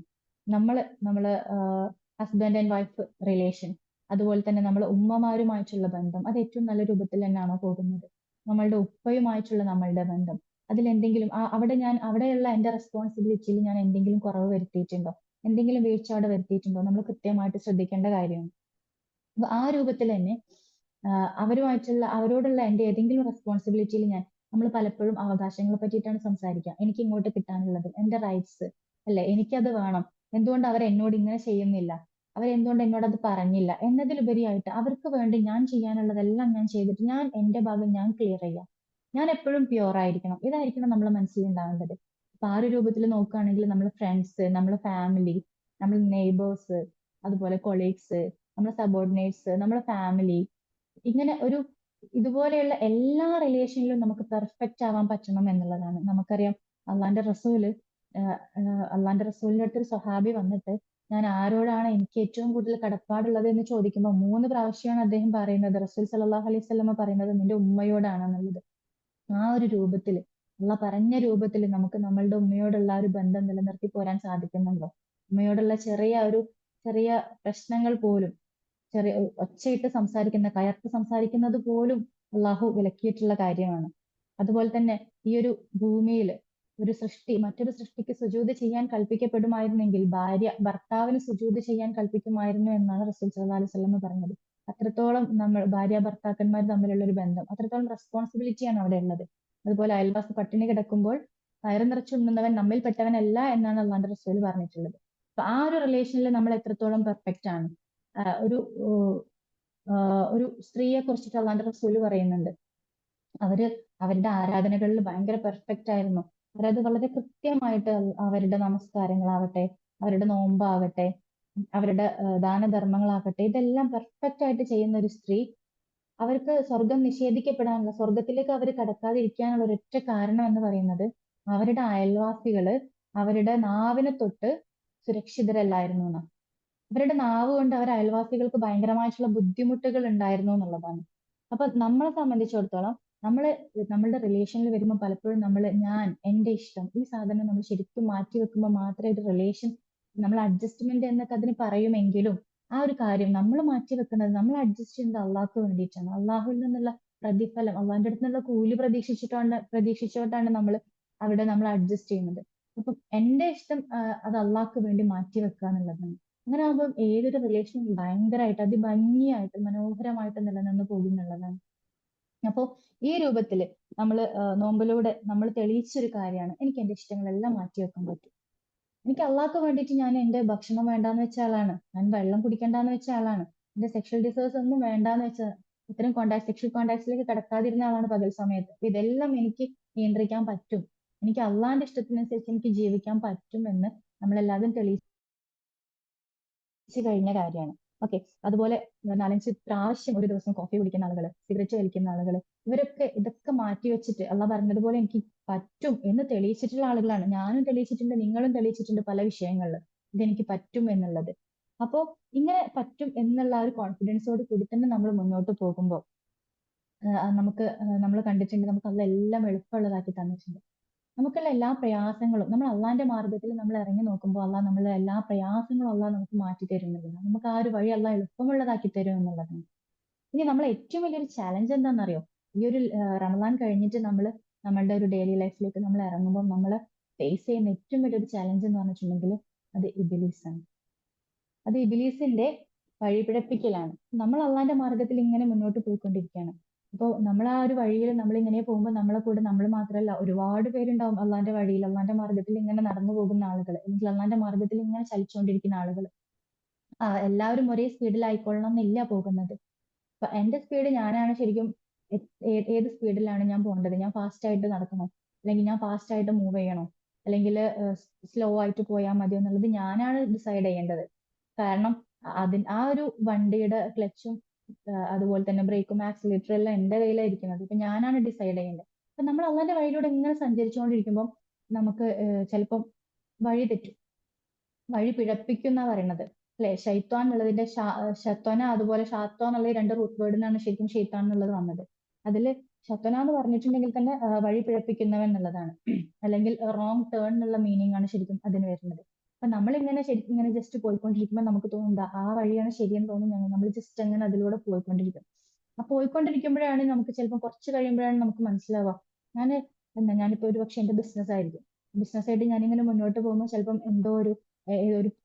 ഏതെങ്കിലും ടൈപ്പ് ഇൻവെസ്റ്റ്മെന്റോ കാര്യങ്ങളോ അപ്പൊ നമ്മൾ ഓക്കെ അത് കണ്ട് അതിൽ ഒരുപാട് പ്രോഫിറ്റ് ഉണ്ടാവും എന്ന് കരുതി നമ്മൾ ആ വഴിയിലൂടെ ഇങ്ങനെ പോകുന്ന സമയത്താണ് ഇതിൽ പലിശയായിട്ട് ബന്ധപ്പെട്ട എന്തോ സാധനം ഉണ്ട് എന്നുള്ള ഒരു അറിവ് നമുക്ക് കിട്ടുന്നത്. അപ്പൊ ആ ഒരു സമയത്ത് നമുക്ക് മനസ്സിലാവും നമ്മൾ റോങ് വഴിയിലൂടെയാണ് പോകുന്നത് എന്ന് മനസ്സിലായിട്ട് അപ്പം ശരിക്കും GPS അവിടെ ആക്റ്റീവ് ആവണം, നമ്മളുടെ ഉള്ളിലുള്ള ഖുർആൻ ശരിക്കും അവിടെ ആക്റ്റീവ് ആവണം. ആ ഒരു സമയത്ത് നമുക്ക് ശരിക്കും യൂ ടേൺ അടിക്കാൻ പറ്റണം, ശരിയായിട്ടുള്ള വഴിയിലൂടെ വീണ്ടും കയറാൻ നമുക്ക് പറ്റണം എന്നുള്ളതാണ്. അപ്പൊ ആ ഒരു യൂ ടേൺ എന്ന് പറയുമ്പോൾ അത് ശരിക്കും തൗബയാണ്. അള്ളാഹിനോട് നമ്മൾ ചെയ്തു പോയിട്ടുള്ള വീണ്ടും നമ്മളടുത്ത് വന്നിട്ടുള്ള ആ ഒരു പിഴവ് നമ്മൾ അള്ളാഹിനോട് ഏറ്റു പറഞ്ഞിട്ട് നമ്മൾ വീണ്ടും ശരിയായിട്ടുള്ള വഴിയിലൂടെ തന്നെ മുന്നോട്ട് സഞ്ചരിക്കുക എന്നുള്ളതാണ്. എന്ന് മാത്രമല്ല വിശുദ്ധ ഖുർആനിലെ സൂറത്ത് നിസായിലെ 119 ആയത്തില് വല ഉളില്ലന്നക്കും വല ഉമന്നിയന്നക്കും ഇബ്ലീസിന്റെ പ്രവർത്തനങ്ങളൊക്കെ പറ്റി പറയാണ്. ലൊലാൽ എന്ന് പറഞ്ഞിട്ടുണ്ടെങ്കിൽ അതുപോലെ തന്നെ വഴി പിഴപ്പിക്കുക എന്നുള്ളതാണ് മീനിങ് വരുന്നത്. അപ്പോൾ ശരിക്കും കൺഫ്യൂഷൻ ആക്കുക എന്നാണ് അതിന്റെ ഒരു മീനിങ് വരുന്നത്. ഇബ്ലീസ് നമ്മളെങ്ങനെ കൺഫ്യൂസ്ഡ് ആക്കും എപ്പോഴും. അത് ചെയ്താൽ എന്താ കുഴപ്പം? അപ്പൊ നമ്മളുടെ മനസ്സിൽ ഒരുപാട് ക്വസ്റ്റ്യൻസ് തരും. അത് ചെയ്താൽ എന്താ കുഴപ്പം, അതിനിപ്പോ എന്താ പ്രശ്നം അല്ലെ? ഒരുപാട് വൈ ക്വസ്റ്റ്യൻസ് നമ്മളോടൊക്കെ ഇപ്പൊ നമ്മളെ മക്കൾസ് ചോദിക്കും, അതിനെന്താ അമ്മ കുഴപ്പം, അത് ചെയ്താൽ എന്താ കുഴപ്പം അല്ലെ? നമ്മളെ ഇപ്പൊ ന്യൂ ജനറേഷൻ മക്കൾസിനെല്ലാം ഒരുപാട് ക്വസ്റ്റ്യൻസ് ആണ്. ഒരുപാട് എന്തിനാണ് ഇസ്ലാം എന്തുകൊണ്ട് അങ്ങനെ പറഞ്ഞു, എന്തിനാണ് ഇങ്ങനെ ചെയ്യണത്, ഇങ്ങനെ ഒരുപാട് കാര്യങ്ങൾ. ഇബിലിസ് ഇങ്ങനെ നിരന്തരം ഈ ക്വസ്റ്റ്യൻസ് ഇങ്ങനെ ഇട്ട് വന്നുകൊണ്ടിരിക്കും. ഇപ്പോ ഇബിലിസ് ഏത് രീതിയിലാണ് നമ്മളെ ഫോളോ ചെയ്യണമെന്ന് വെച്ചാല്, ഇപ്പൊ നമ്മൾ ഏതെങ്കിലും ഒരു ഗെയിം, ആ ഗെയിമിൽ രണ്ട് ടീമായിട്ട് കളിക്കുന്ന ഗെയിം അല്ലെങ്കിൽ ടീംസ് ആയിട്ട് കളിക്കുന്ന ഒരു ഗെയിം. അപ്പൊ ആ ഒരു ഗെയിമിൽ ഒരു ടീമിലുള്ള ഒരു നല്ലൊരു ഗുഡ് പ്ലെയർ, നല്ലൊരു പ്ലെയർ ആണ്. അപ്പൊ ആ ഒരു പ്ലെയറിന്റെ എല്ലാ മൂവ്മെന്റ്സും അതുപോലെ അയാൾ ഏത് രീതിയിലാണ് കളിക്കുന്നത് എന്നൊക്കെ അയാളുടെ വീഡിയോസ് പ്ലേ ചെയ്തുകൊണ്ട് ബാക്കിയുള്ള ഓപ്പോസിറ്റ് ടീംസ് ഉള്ള ആളുകൾ എന്ത് ചെയ്യും, ഇത് കൃത്യമായിട്ട് പഠിക്കും, പഠിച്ച് മനസ്സിലാക്കി വെക്കും ഇയാളുടെ മൂവ് എങ്ങനെയാണ്, അതുപോലെ തന്നെ ഇയാളുടെ വീക്ക്നെസ് എവിടെ കിടക്കണം എന്നുള്ളത് കൃത്യമായിട്ട് മനസ്സിലാക്കുന്നത് പോലെയാണ് ഇബിലിസ് നമ്മളുടെ പിന്നാലെ കൂടും. നമ്മൾ ടാർഗറ്റ് ചെയ്തുകൊണ്ടാണ് ഇബിലിസ് ശരിക്കും പ്രവർത്തിച്ചുകൊണ്ടിരിക്കുന്നത് എന്നുള്ളതാണ്. പക്ഷെ നമ്മളെ സംബന്ധിച്ചിടത്തോളം ഇതൊന്നും കാണാൻ പറ്റൂല. പക്ഷെ അള്ളാഹുവിന് ഇതെല്ലാം കാണാൻ പറ്റും. ഇതിന് ശേഷം പറയുന്നത് ഉമന്നി എന്ന എന്ന് പറഞ്ഞിട്ടുണ്ടെങ്കിൽ നമ്മളെ പ്രലോഭിപ്പിക്കാം അല്ലെ? ഒരുപാട് ടെംപ്റ്റേഷൻസ് നമ്മളെ ഉള്ളിൽ ഇങ്ങനെ ഇട്ട് തരും. ആ ഒരു സമയത്ത് ശരിക്കും നമ്മൾ അതിലങ്ങോട്ട് വീണു പോകുന്ന ഒരു സമയം, നമ്മൾ അള്ളാനെ മറന്നു പോണ സമയം. അപ്പൊ നമ്മൾ ആ ഒരു സമയത്ത് ശരിക്കും നമ്മൾ ഹിപ്നോട്ടൈസ് ചെയ്യല്ലേ നമ്മൾ ഒരാളെ, അയാളെ ഇങ്ങനെ നമ്മളെ കൺട്രോളിലേക്ക് ഇങ്ങനെ മെല്ലെ മെല്ലെ കൊണ്ടുവരുന്ന ആ ഒരു സിറ്റുവേഷൻ പോലെ ഇബ്ലീസിന്റെ ആ ഒരു പിന്നെ പറ്റിക്കൽ അല്ലെങ്കിൽ ആ ഒരു അടവിൽ നമ്മൾ അവിടെ വീണു പോകും. ഇബ്ലീസ് അങ്ങനെ പതിയെ പതിയെ നമ്മൾ കൺട്രോൾ ചെയ്യും. അങ്ങനെ കംപ്ലീറ്റ് ആയിട്ട് കൺട്രോൾ ചെയ്യപ്പെട്ട് കഴിഞ്ഞാൽ പിന്നീട് നമുക്ക് ഒരിക്കലും അതിന്ന് നമുക്ക് എത്ര നല്ലതാണെങ്കിലും നമുക്കത് നമ്മളെ ചെവികൾ അത് ഉൾക്കൊള്ളൂല എന്നുള്ളതാണ്. അപ്പൊ നമ്മളെ സംബന്ധിച്ചിടത്തോളം ആ ഒരു രൂപത്തിൽ നമ്മൾ പിന്നെ ഇബ്ലീസിന്റെ ആ ഒരു പാതയിൽ അകപ്പെടാതെ, അവന്റെ ചതിയിൽ അകപ്പെടാതെ നമുക്ക് ജീവിക്കാൻ പറ്റണം എന്നുള്ളതാണ്. അപ്പൊ എവിടെയെങ്കിലും നമുക്ക് ഒരു ചെറിയ തെറ്റ് പിഴവ് സംഭവിച്ചിട്ടുണ്ടെങ്കിൽ അപ്പൊ നമ്മൾ അവിടുന്ന് യൂ ടേൺ അടിക്കാം. എന്തെങ്കിലും നമ്മൾ വിചാരിക്കും ഇത് ചെറിയൊരു തെറ്റല്ലേ, അത് വലിയ പ്രശ്നമില്ല എന്ന് വിചാരിച്ച് നമ്മൾ മുന്നോട്ട് ഒരിക്കലും പോകരുത്. നമ്മൾ ആ ഒരു സമയത്ത് തന്നെ പിന്നെ ഒരു പണ്ഡിതൻ പറഞ്ഞിട്ടുണ്ട്, ഏതോ ഒരു യൂണിവേഴ്സിറ്റിയിലുള്ള ഒരു പ്രൊഫസർ ആയിരുന്നു. അപ്പൊ വെസ്റ്റേൺ കൺട്രീസിലെ എവിടെ. അപ്പൊ ആ ഒരു സമയത്ത് കുറെ വർഷങ്ങൾക്ക് ശേഷം അദ്ദേഹത്തിന് ഒരു ഇമെയിൽ വരികയാണ്. അപ്പൊ അദ്ദേഹം അത് നോക്കുമ്പോൾ അദ്ദേഹത്തിന്റെ ഒരു സ്റ്റുഡന്റ്, ഒരു മുസ്ലിം സ്റ്റുഡന്റ്, അവര് അവൾക്ക് ആ പെൺകുട്ടിക്ക് വളരെ തെറ്റായ രീതിയിൽ ജീവിക്കാനുള്ള ഒരു സാഹചര്യം ഉണ്ടായിട്ടും ആ ഒരു രീതിയിലേക്ക് അവൾ പോകാൻ നിൽക്കുന്ന ആ ഒരു സമയത്ത് ശരിക്കും ഈ പണ്ഡിതന്റെ ഒരു ക്ലാസ് അവൾക്ക് ഓർമ്മ വന്നിട്ട് അവൾ അതൊന്ന് പിന്നെ മൈൻഡ് ഡൈവേർട്ട് ആയിട്ട് അവൾ പോവുകയാണ്. ആ ഒരു സമയത്ത് അവള് പ്രാർത്ഥിക്കുന്നുണ്ട് അള്ളാഹിനോട്, അള്ളാഹുവേ ഞാൻ ഇങ്ങനെ ഒരു തെറ്റ് ചെയ്യാൻ പോയിട്ടുണ്ടായിരുന്നു, പക്ഷെ ആ ഒരു തെറ്റിൽ നിന്ന് ഞാനിതാ പിന്മാറുകയാണ്. അതുകൊണ്ട് ഞാൻ ആഗ്രഹിക്കുന്ന രീതിയിൽ അള്ളാഹുമായിട്ട് കൂടുതൽ അടുത്ത ഒരു വ്യക്തിയെ തന്നെ എനിക്ക് എന്റെ ഹസ്ബൻഡായിട്ട് എന്റെ ലൈഫിൽ എനിക്ക് ഇണയായിട്ട് നൽകണേ എന്ന് പ്രാർത്ഥിച്ചൊരു സന്ദർഭം. പിന്നീട് ആ കുട്ടി ഇമെയിൽ അയക്കുമ്പോൾ അതിൽ പറഞ്ഞിട്ടുണ്ടായിരുന്നു, എനിക്ക് നല്ലൊരു അള്ളാഹു ഞാൻ പ്രതീക്ഷിച്ചതിനെക്കാട്ടും അള്ളാഹിനെ ഭയക്കുന്ന, അള്ളാഹിനെ പേടിച്ച് ജീവിക്കുന്ന, അള്ളാഹുവിന് വേണ്ടി ജീവിതം ഒഴിഞ്ഞു വെച്ചിട്ടുള്ള ഒരാളെയാണ് അള്ളാഹ് എനിക്ക് തന്നിട്ടുള്ളത്. അപ്പൊ നമ്മൾ ഒരു തെറ്റിൽ നിന്ന് നമ്മള് സ്പോട്ടിൽ ഉണ്ടല്ലോ നമ്മൾ ആ തെറ്റിൽ നിന്ന് പിന്മാറുക, ആ സമയത്തുള്ള പ്രാർത്ഥന അത് ഭയങ്കര എഫക്റ്റീവ് ആയിട്ടുള്ള ഒരു പ്രാർത്ഥനയാണെന്നാണ് പറഞ്ഞു കേട്ടിട്ടുള്ളത്. അപ്പോൾ നമ്മളെ സംബന്ധിച്ചിടത്തോളം ഇത്തരം കാര്യങ്ങളെല്ലാം ഉണ്ട്. അപ്പൊ നമ്മൾ വിചാരിക്കും ഞാൻ എന്തായാലും ഇപ്പൊ ഈ റമദാൻ കഴിഞ്ഞിട്ടുണ്ടെങ്കിൽ എന്തായാലും തെറ്റിലേക്ക് പോകും, ഇതാണ് നമ്മളെ മൈൻഡ് സെറ്റ് എന്നുണ്ടെങ്കിൽ നമ്മൾ ആ രീതിയിലേ പോകുള്ളൂ. അപ്പൊ നമ്മൾ എങ്ങനെ അതിനെ ഓവർകം ചെയ്യുക, അല്ലാന്നുണ്ടെങ്കിൽ എന്ത് ചെയ്യും? എന്തായാലും നമ്മളെ നാട് എന്ന് പറഞ്ഞിട്ടുണ്ടെങ്കിൽ അല്ലെങ്കിൽ നമ്മള് ഈ ഒരു ലോകം എന്ന് പറഞ്ഞിട്ടുണ്ടെങ്കിൽ തെറ്റുകളുടെ കൂമ്പാരമാണ് ഈ ഒരു ലോകത്ത്. അപ്പൊ ഈ ഒരു രൂപത്തിൽ ഞാൻ മുന്നോട്ട് പോകുമ്പോൾ ഞാനും സ്വാഭാവികമായിട്ടും തെറ്റിലേക്ക് പോകുമല്ലേ, ഏതെങ്കിലും ഒരു അർത്ഥത്തിൽ ഞാൻ പോകാൻ സാധ്യതയില്ലേ എന്നാണ് നമ്മളെ ചോദ്യം എന്നുണ്ടെങ്കിൽ നമ്മളെ സംബന്ധിച്ചിടത്തോളം നമ്മള് സാധാരണ രീതിയിൽ നമ്മളില് നമ്മളൊരു ഹാബിറ്റ് പിന്നെ ഉണ്ടായി വരണമെങ്കിൽ ഒരു ഹാബിറ്റിന്റെ ഫോർമേഷൻ നടക്കുക ശരിക്കും 3 weeks to 3 months ആണ് നമ്മൾ ശരിക്കും പറയാം. അപ്പോൾ ആ ഒരു സമയത്ത് ഈ ഒരു നമ്മളെ റമദാൻ തന്നെ നമ്മൾ പരിശോധിച്ച് നോക്കുകയാണെങ്കിൽ ഒരു മാസം 4 ആഴ്ചയുണ്ട് നമുക്ക്. അപ്പൊ നമ്മൾ ഒരു ഓർഡറിൽ നമ്മൾ സിസ്റ്റമാറ്റിക് ആയിട്ട് നമ്മളെല്ലാം ചെയ്തു വന്നിട്ടുണ്ടായിരുന്നു. പിന്നീട് നമ്മളത് ഒഴിവാക്കുക എന്ന് പറഞ്ഞിട്ടുണ്ടെങ്കിൽ നമ്മൾ ശരിക്കും നമ്മുടെ മൈൻഡ് സെറ്റ് നമ്മൾ മാറ്റുക. ഇത് ഞാൻ ചെയ്യും, എനിക്ക് ഈ ഒരു റമദാൻ കഴിഞ്ഞിട്ടുണ്ടെങ്കിലും എനിക്കിത് മുന്നോട്ട് കൊണ്ടുപോകാൻ പറ്റും എന്നുള്ള ഒരു മൈൻഡ് സെറ്റ് ആണ് ശരിക്കും നമ്മൾ ആക്കിയെടുക്കേണ്ടത്. ഈ ഒരു റമദാൻ കഴിയുമ്പോഴേക്കും നമ്മുടെ മൈൻഡ് ആ ഒരു രൂപത്തിലേക്ക് നമ്മൾ മാറ്റിയെടുക്കണം അല്ലെ. ഐ ക്യാൻ ഡു ദിസ്, എനിക്കിത് പറ്റും എന്നുള്ളത് തന്നെ നമ്മൾ നമ്മളെ മനസ്സിനോട് പറഞ്ഞുകൊണ്ടേയിരിക്കുക എന്നുള്ളതാണ്. നമുക്ക് ഇതിലൊരു ലിമിറ്റിംഗ് ബിലീഫ് നമുക്ക് ഉണ്ടാവരുത് ഒരിക്കലും. എനിക്ക് ഇത്രയൊക്കെ പറ്റുള്ളൂ, ഞാനിപ്പോ എന്തായാലും ഇത് കഴിഞ്ഞിട്ടുണ്ടെങ്കിൽ ഇങ്ങനെ ആവും, ഞാൻ ഫ്രണ്ട്സിന്റെ കൂടെ കൂടിയാൽ തന്നെ ഞാൻ എന്തായാലും അങ്ങോട്ടേക്ക് പോകും, അല്ലാന്നുണ്ടെങ്കിൽ എനിക്ക് എന്തായാലും ബിസിനസ്സിൽ ഇറങ്ങേണ്ടതാണ്, ഒരുപാട് കാര്യങ്ങൾ ബിസിനസ്സിൽ ഉള്ളതാണ്, എന്തായാലും അത്തരം കാര്യങ്ങളൊക്കെ പയറ്റിയാൽ മാത്രമേ എനിക്ക് ഈ രംഗത്ത് പിടിച്ചു നിൽക്കാൻ പറ്റുള്ളൂ എന്നുള്ള രൂപത്തിലാണെന്നുണ്ടെങ്കിൽ നമുക്ക് മുന്നോട്ട് പോകാൻ പറ്റില്ല. നേരെ മറിച്ച് ഇപ്പം നമ്മൾ സബ് കോൺഷ്യസ് മൈൻഡിന്റെ റീപ്രോഗ്രാമിംഗ് ആയിട്ട് ബന്ധപ്പെട്ടിട്ടൊക്കെ നമ്മൾ വിഷ്വലൈസേഷൻ, അതുപോലെ പോസിറ്റീവ് അഫർമേഷൻ എന്നൊക്കെ പറഞ്ഞിട്ടുള്ള നമ്മൾ കുറച്ച് സംഗതികളുണ്ട്. ശരിക്കും നമുക്ക് പ്രാക്ടിക്കൽ ആക്കാൻ പറ്റിയിട്ടുള്ള കാര്യമാണ് അതെല്ലാം. നമ്മൾ ലൈഫില് പല ആളുകളും ലൈഫില് പല സ്ഥലങ്ങളിൽ എത്തുമ്പോൾ കരിയറിൽ സ്റ്റക്കായി പോവുക, അല്ലാന്നുണ്ടെങ്കിൽ ലൈഫിൽ തന്നെ വേറെ എന്തെങ്കിലും ഭയങ്കരമായിട്ട് ഡിസപ്പോയിന്റഡ് ആയിട്ട് ഒരു ഒരു ഒരു സമയത്ത് നമുക്കൊന്നുമല്ല, നമുക്ക് ഇനി അങ്ങോട്ട് ജീവിതം ഇല്ല എന്നൊക്കെ തോന്നുന്ന സമയത്ത് നമുക്കറിയാം പല ലൈഫ് കോച്ചസും അവരൊക്കെ ശരിക്കും ചെയ്യുന്ന ഒരു മെത്തേഡും കൂടിയാണ് അല്ലെ. ആദ്യം നമ്മൾ ഏത് ലെവലിലേക്ക് എത്തണം, ഇപ്പൊ ഈ ഒരു റമദാൻ കഴിഞ്ഞിട്ടുണ്ടെങ്കിലും ഞാൻ എങ്ങനെയായിരിക്കണം. ഇപ്പൊ ഞാൻ ഒരുപക്ഷെ ഞാൻ ഈ റമദാനിൽ മാത്രമായിരിക്കും ഞാൻ ഒരുപാട് സ്വതക്ക കൊടുക്കുന്നത്. അപ്പോൾ അത് ഞാൻ നേരത്തെ പറഞ്ഞതുപോലെ കുറഞ്ഞതാണെങ്കിലും അത് സ്ഥിരമായിട്ട് കൊടുക്കുന്ന രൂപത്തിലേക്ക്, ഇപ്പൊ മാസത്തിൽ ഞാനൊരു ഫാമിലിനെ ഇത്ര എമൗണ്ട് ഞാൻ കൊടുത്ത് സഹായിക്കും. അപ്പൊ ഈ ഒരു രൂപത്തിലേക്ക് അപ്പൊ ഞാനത് കുറഞ്ഞതാണെങ്കിലും ഞാനത് കണ്ടിന്യൂ ചെയ്തുകൊണ്ട് പോവാം.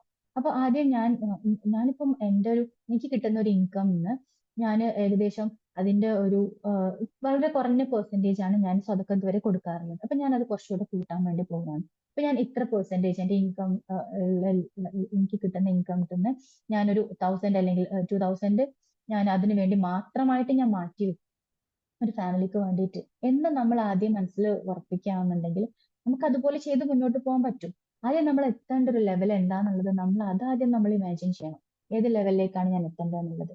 ഈ രൂപത്തിലുള്ള യാതൊരു ലിമിറ്റിംഗ് ബിലീഫും നമ്മൾക്ക് ഉണ്ടാവരുത് എന്നുള്ളതാണ്. പിന്നെ ഞാൻ എന്നെ തന്നെ പറഞ്ഞ് പഠിപ്പിക്കുക, ഞാൻ ഐ ക്യാൻ ഡു ഇറ്റ് എന്ന് ഞാൻ എന്നെ തന്നെ പറഞ്ഞ് പഠിപ്പിച്ചിട്ടുണ്ടെങ്കിൽ അതൊക്കെ ശരിക്കും ഭയങ്കര പോസിറ്റീവ് ആയിട്ടുള്ള കാര്യങ്ങളാണ്.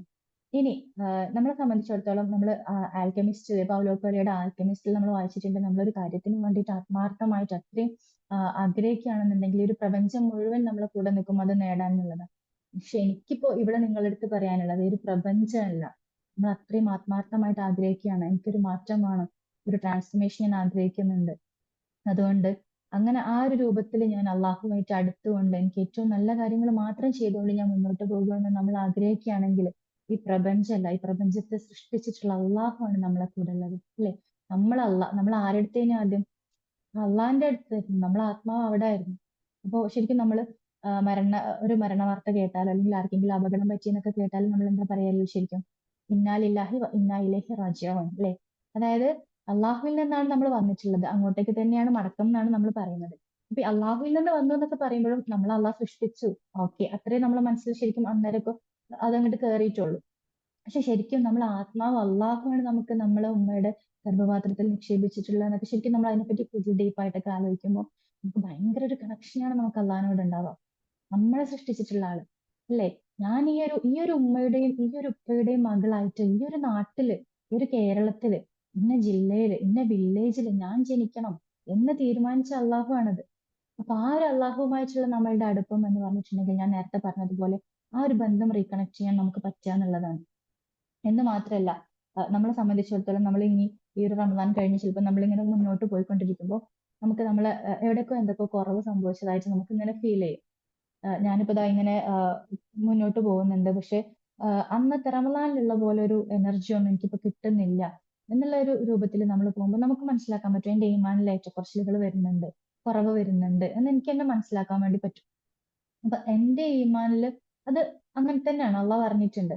അള്ളാന്റെ റസൂൽ സല്ലല്ലാഹു അലൈഹി വസല്ലം ആയിഷ ബീവി റിപ്പോർട്ട് ചെയ്യുന്ന ഒരു ഹദീസിൽ പറയുന്നുണ്ട്, റസൂൽ സല്ലല്ലാഹു അലൈഹി വസല്ലം ആ വീട്ടിലേക്ക് വന്നിട്ടുണ്ടെങ്കിൽ ഞങ്ങളെ കൂടെ തന്നെ, ഞങ്ങളുടെ കൂടെ കിച്ചണിലും അതുപോലെ തന്നെ ഞങ്ങളുടെ കൂടെ സംസാരിച്ചിരിക്കും, ഞങ്ങളുടെ ഹെൽപ്പ് ചെയ്യും. പക്ഷെ ബാങ്ക് വിളിക്കുന്ന സമയത്ത് സാഹചര്യം മൊത്തം, സിറ്റുവേഷൻ മൊത്തം ചേഞ്ച് ആവാണ്. അള്ളാന്റെ റസൂല് പിന്നെ മുഴുവൻ ചിന്ത അതിലോട്ട് മാത്രമാണ്. അപ്പൊ വേഗം നമസ്കാരത്തിന് വേണ്ടി പോവുക. പക്ഷെ നമ്മളെ സംബന്ധിച്ചിടത്തോളം ബാങ്ക് വിളിക്കുന്നത് ഇത് എന്നെയാണ് വിളിക്കുന്നത് എന്നുള്ള ഒരു ചിന്ത പോലും നമുക്കില്ല എന്നുള്ളതാണ്. നമ്മൾ ഖുർആൻ പഠിക്കുന്ന വിഷയമായിട്ട് പറയുമ്പോൾ നമ്മൾ പറയും അതിന്റെ മീനിങ് അറിഞ്ഞുകൊണ്ട് വേണം നമ്മൾ അത് വായിക്കാൻ എന്നുള്ളത്. അപ്പൊ എന്താണോ അത് പറയുന്നത്, ബാങ്ക് വിളിയുടെ അർത്ഥം എന്താണെന്നുള്ളത് കൃത്യമായിട്ട് മനസ്സിലാക്കിയിട്ടുണ്ടെങ്കിൽ ഇത് എന്നെയാണ് വിളിക്കുന്നത് എന്നുള്ളത് നമുക്ക് ചിന്തിക്കാൻ കഴിയുള്ളൂ. എന്ന് മാത്രമല്ല നമ്മളെ നമസ്കാരങ്ങളൊക്കെ ഏറ്റവും നല്ല രൂപത്തിൽ നിർവഹിക്കണം എന്നുണ്ടെങ്കിൽ ആ നമസ്കാരത്തിൽ എന്താണോ ഞാൻ അള്ളഹാനോട് പറയുന്നത് അത് കൃത്യമായിട്ട് നമ്മൾ മനസ്സിലാക്കാൻ പറ്റുക എന്നുള്ളതാണ്. അങ്ങനെ ആകുമ്പോൾ മാത്രമേ നമുക്ക് ആ ഒരു കണക്ഷൻ ഫീൽ ചെയ്യുള്ളൂ. അപ്പൊ നമ്മളെ സംബന്ധിച്ചിടത്തോളം നമുക്ക് ഇങ്ങനെ ഒരു കണക്ഷൻ കുറയും തോന്നിയാൽ നമ്മൾ പേടിക്കേണ്ട ആവശ്യമില്ല. കാരണം അത് നമ്മൾക്ക് മാത്രം വരുന്ന സംഭവമല്ല, അള്ളാന്റെ സഹാബിമാർക്കെല്ലാം വന്നിട്ടുള്ള ഒരു കാര്യമാണ്. അതുകൊണ്ട് തന്നെ അള്ളാഹ് പറഞ്ഞിട്ടുണ്ട് നമ്മളെ ഈമാനിനെ പുതുക്കാൻ വേണ്ടിയിട്ടുള്ള വഴി, നമ്മളെ ഈമാനിനെ നമ്മൾ പുതുക്കുക എന്ന് പറയും. അതെങ്ങനെയാണ്? ലാ ഇലാഹ ഇല്ലല്ലാ എന്ന് പറഞ്ഞുകൊണ്ട് നിങ്ങളുടെ ഈമാനിനെ പുതുക്കുക എന്നുള്ളതാണ്. അപ്പൊ എങ്ങനെയാണ് ശരിക്കും ലാ ഇലാഹ ഇല്ലല്ലാ എന്ന് പറഞ്ഞിട്ടുണ്ടെങ്കിൽ ശരിക്കും ഒരാളുടെ ഈമാനിനെ പുതുക്കാൻ പറ്റുമോ? നമ്മളെല്ലാം ഒന്ന് ചിന്തിച്ചു നോക്കുക. നമുക്കത് പുതുക്കാൻ പറ്റുമോ? ലാ ഇലാഹ ഇല്ലല്ലാ എന്ന് പറഞ്ഞിട്ടുണ്ടെങ്കിൽ എനിക്ക് ഈമാൻ ഇങ്ങനെ കൂടുന്നുണ്ട്. അപ്പൊ ശരിക്കും എന്താണ് ലാ ഇലാഹ ഇല്ലല്ലാ എന്നുള്ളത് അറിയാന്നുള്ളതാണ്. ആരാണ് നമ്മളെ സൃഷ്ടിച്ചിട്ടുള്ള ആൾ, ആരാണ് അള്ളാഹു എന്നുള്ള ആ ഒരു അറിവാണ് ശരിക്കും അവിടെ ഇമ്പോർട്ടന്റ് ആയിട്ടുള്ളത്.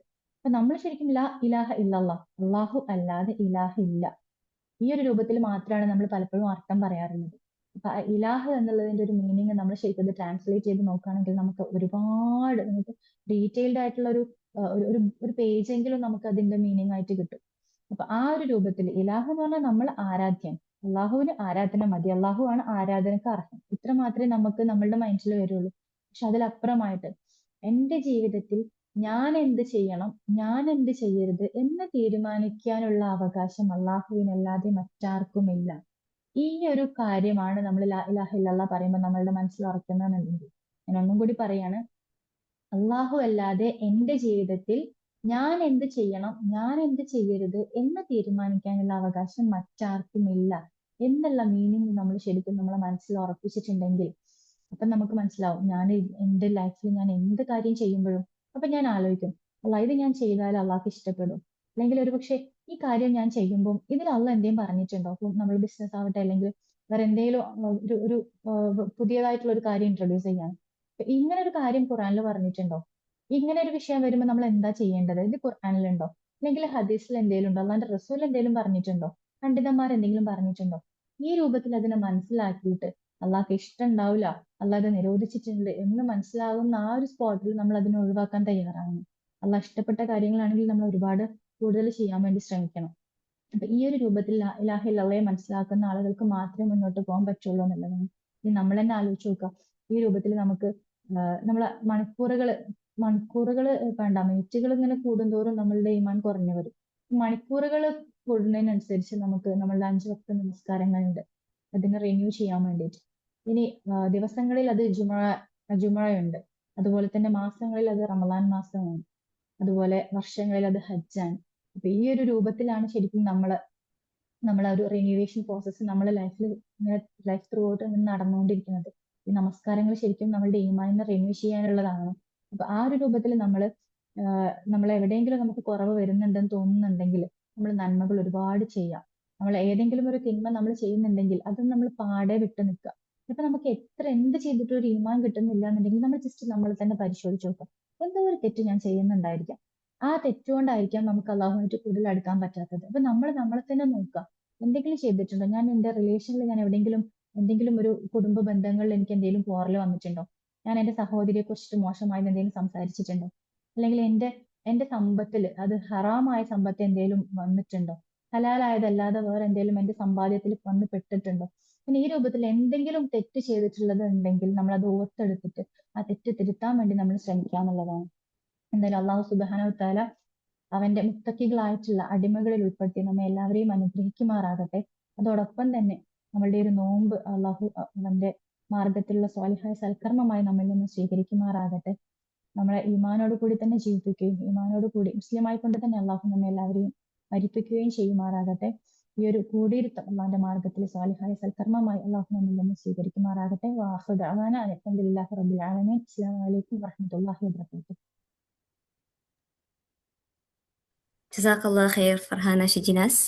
റമദാൻ വെറും ഒരു മാസമല്ല, മറിച്ച് ഹൃദയത്തെയും ജീവിതത്തെയും മാറ്റേണ്ട ഒരു യാത്ര അല്ലെങ്കിൽ ഒരു ജേണിയാണെന്ന് നമ്മെ ഓർമ്മിപ്പിക്കുകയും അതേമാതിരി തന്നെ റമദാൻ നമ്മിൽ നിന്ന് വിട പറയുമ്പോൾ നമ്മൾ ചെയ്തു വന്ന ഇൽമുകൾ അല്ലെങ്കിൽ ശീലങ്ങൾ അതെങ്ങനെയാണ് ഭാവി ജീവിതത്തിൽ ഉൾപ്പെടുത്തേണ്ടത് എന്ന് കൂടി ഓർമ്മിപ്പിച്ച ഫർഹാന ഷിജിനാസിന് അള്ളാഹു സുബ്ഹാനഹു വ തആല എല്ലാ രീതിയിലും ഖൈറും ബർക്കത്തും റഹ്മത്തും നൽകി അനുഗ്രഹിക്കുമാറാകട്ടെ. ആമീൻ. ഇനി നമ്മൾ ഒരു ചെറിയൊരു Q&A സെഷനിലേക്കാണ് കടക്കുന്നത്. ജോയിൻ ചെയ്തവർക്ക് ഉള്ള ചോദ്യങ്ങൾ ചാറ്റ് ബോക്സിൽ ടൈപ്പ് ചെയ്യാവുന്നതാണ്. ഇൻഷാ അല്ലാ ചോദിച്ച് നമുക്ക് ആൻസർ ലഭിക്കുന്നതായിരിക്കും.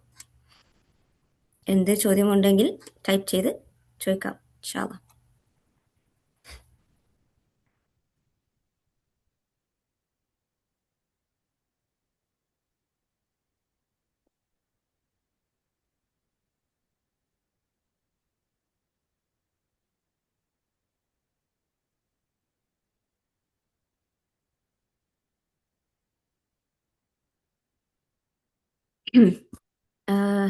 ഒരു ചോദ്യം കിട്ടിയിട്ടുള്ളത്, റമദാനിൽ കുറവുണ്ടെന്നത് എന്നുവെച്ചാൽ നമ്മൾ ചെയ്ത പ്രവർത്തനങ്ങളിൽ അല്ലെങ്കിൽ ഇൽമുകളിൽ ഞാൻ അതിന് മാത്രം ചെയ്തില്ല അല്ലെങ്കിൽ ഞാൻ അതിന് മാത്രം എൻ്റെ പൊട്ടൻഷ്യൽ ഞാൻ എടുത്തിട്ടില്ല എന്ന് തോന്നുന്നവർക്ക് ഈ അവസാന ദിവസങ്ങളിൽ ശ്രദ്ധിക്കേണ്ട സിമ്പിൾ ബട്ട് പവർഫുൾ ഒരു ആയിട്ടുള്ള ഇൽമുകൾ എന്തൊക്കെയാണ് എന്നുള്ളത് കുറച്ചൊന്നൊരു സിമ്പിളാക്കി പറഞ്ഞാൽ മതി ഇൻഷാ അല്ലാ.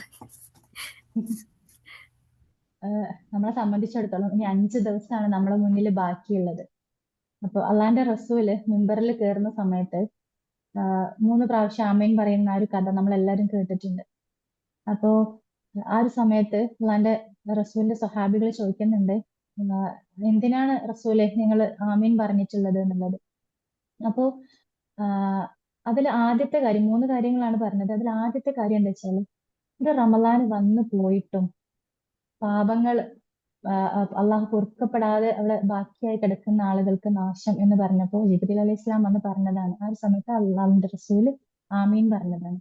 അപ്പോ ഈ ഒരു സമയത്ത് ഇനി വെറും 5 ദിവസങ്ങൾ മാത്രമാണ് നമ്മളെ മുന്നിലുള്ളത് എങ്കിൽ പോലും അത് വളരെ വിലപ്പെട്ട സമയമാണെന്ന് നമ്മൾ മനസ്സിലാക്കുക. അതിന്റെ കൂടെ തന്നെ ലൈലത്തുൽ ഖദർ പ്രതീക്ഷിക്കുന്ന ദിവസമാണ്. ഈ ലൈലത്തുൽ ഖദർ പ്രതീക്ഷിക്കുന്ന ദിവസങ്ങളിൽ നമ്മൾ ചെയ്യാനുള്ള കുറച്ച് കാര്യങ്ങളുണ്ട്. അത് കൃത്യമായിട്ട് നമ്മൾ ചെയ്യാം. നമ്മള് രാത്രികളെ നമ്മൾ സജീവമാക്കുക എന്നുള്ളതാണ്. രാത്രികളെ നമ്മൾ ജീവിപ്പിക്കുക. അപ്പോൾ ആ ഒരു ഇനിയുള്ള ഒരു 5 ദിവസം എങ്കിലും 5 ദിവസം രാത്രിയിലെങ്കിലും നമുക്ക് ലൈലത്തുൽ ഖദറിനെ പ്രതീക്ഷിച്ചുകൊണ്ട് അള്ളാഹുവിനോട് പാപമോചനത്തിന് തൗബ ചെയ്യാന്നുള്ളതാണ്. നമ്മൾ ഇതുവരെ ചെയ്തിട്ടുള്ള എല്ലാ കാര്യങ്ങളും അള്ളാഹിനോട് ഏറ്റു പറഞ്ഞത് എന്ത് രസമാണ് ശരിക്കും. നമ്മളെല്ലാം ഓരോന്നോരോന്ന് ഇങ്ങനെ അള്ളാഹിനോട് പറയാണ്, അർച്ചോനെ എൻ്റെ അടുത്ത് ഇങ്ങനെ വന്നു പോയിട്ടുണ്ട്, ഞാൻ അവളെ കുറിച്ച് ഇങ്ങനെ കരുതിയിട്ടുണ്ട്. നമ്മൾ ചെയ്തത് മാത്രമല്ല, ഞാൻ ചിന്തിച്ചിട്ടുള്ള കാര്യങ്ങൾ പോലും നമ്മൾ ശരിക്കും ചിന്തിക്കണം.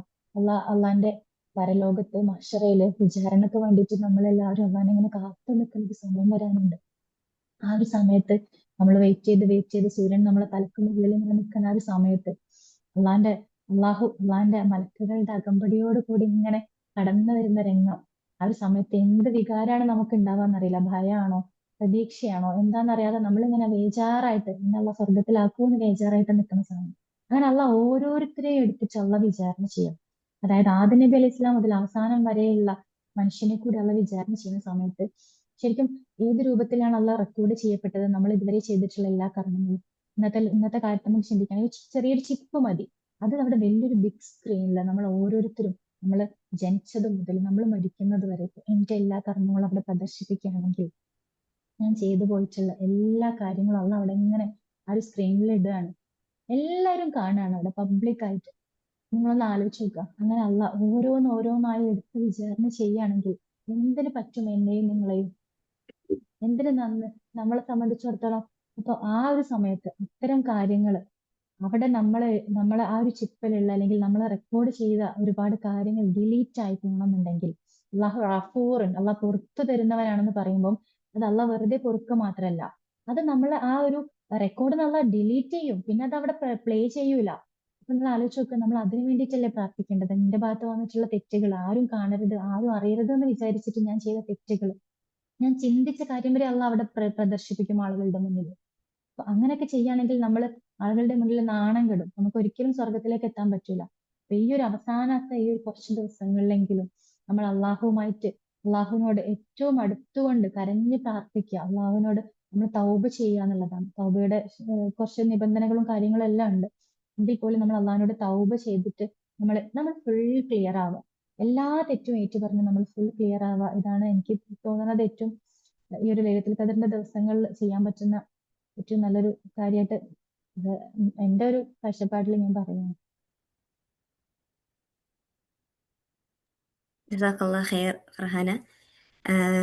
അടുത്തൊരു ചോദ്യം എന്ന് പറയുന്നത്, ഇറ്റ്സ് ലൈക്ക് ഒരു സക്സസ്ഫുൾ റമദാൻ എന്ന് പറയുന്നത് വെറും നമ്മൾ നോമ്പെടുക്കുന്നതും പ്രാർത്ഥനയിൽ നിന്നും മാറി നിന്നിട്ടുള്ള ഒരു സക്സസ്ഫുൾ റമദാൻ എന്ന് പറയുന്നത് ഒരു മനുഷ്യന് എങ്ങനെ ആയിരിക്കണം എന്നുള്ളതാണ്. നോമ്പെടുക്കുന്നതിൽ നിന്നും പ്രാർത്ഥനയിൽ നിന്നും മാറിക്കൊണ്ടിട്ടുള്ള ഒരു റമദാൻ. അതെ. നമ്മളെ സംബന്ധിച്ചിടത്തോളം റമദാൻ എന്ന് പറയുമ്പോൾ, റമദാൻ എന്ന് പറഞ്ഞിട്ടാണെങ്കിൽ കഴിച്ച് കളയുക എന്നുള്ളതാണ്.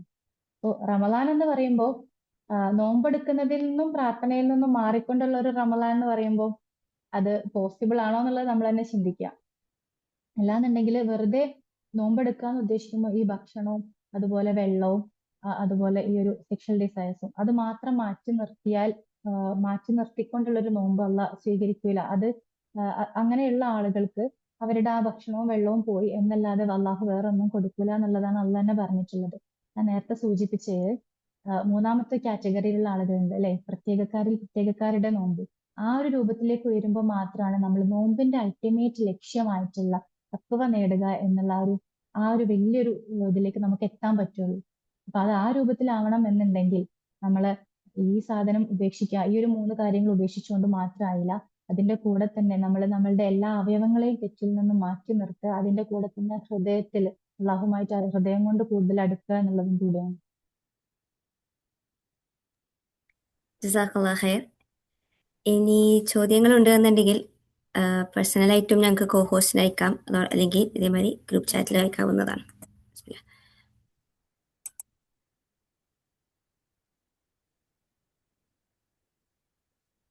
ഓക്കെ, ഒരു ക്വസ്റ്റ്യൻ കിട്ടിയിട്ടുള്ളത്, ഒരു വർക്കിംഗ് വുമൻ എന്ന് വെച്ചാൽ ജോലി എടുക്കുന്ന ഒരു സ്ത്രീ എന്നുള്ള രീതിയിൽ അദ്ദേഹം അദ്കാറും സൂറകളൊക്കെ ഓതുന്നുണ്ട്, ഡെയിലി പ്രേയേഴ്സും ഇബാദത്തൊക്കെ ചെയ്യുന്നുണ്ട്. പക്ഷെ എന്നാലും റമദാൻ എന്നുള്ള രീതിയിൽ അതിന് മാത്രം ചെയ്തിട്ടില്ല എന്നുള്ളൊരു ഫീലിംഗ് തോന്നും. എന്ന് വെച്ചാൽ ബാക്കി സിസ്റ്റേഴ്സ് ഇതേമാതിരി കുറെ ചെയ്യുന്നതൊക്കെ നമുക്ക് കാണുമ്പോൾ നമുക്കൊരു തോന്നുമ്പോൾ അള്ളാഹ് ഇന്നേറ്റ് സന്തോഷത്തിലാണ്, ലൈക്ക് അള്ളാഹ് ഇന്നേറ്റ് സന്തോഷത്തിലാണോ, like is Allah satisfied me എന്നുള്ള രീതിയിൽ എന്നാണ് ചോദ്യം. ആ ഒരു ക്വസ്റ്റ്യൻ വരുമ്പോൾ നമ്മൾ എന്താ ചെയ്യേണ്ടത് എന്നുള്ള രീതിയിലൊക്കെ. നമ്മളെ സംബന്ധിച്ചിടത്തോളം നമ്മളെ ലൈഫ് തന്നെ അള്ളാഹിന് വേണ്ടിയിട്ടുള്ള ആരാധനയായിട്ടാണ്.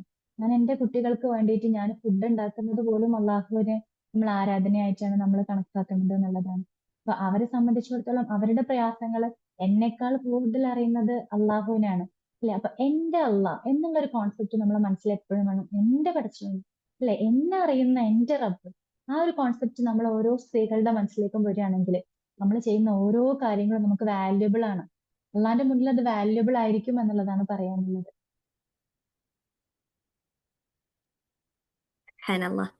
ആൻഡ് ഒരു അവസാനത്തെ ചെറിയൊരു ക്വസ്റ്റ്യൻ കൂടി ആയിട്ട് ഇൻഷാല്ലാ അവസാനിപ്പിക്കുമ്പോൾ ഫർഹാന ഷിജിനാസ് ഒരു ദുആയുമായിട്ട് അവസാനിപ്പിക്കാം ഇൻഷാല്ലാ.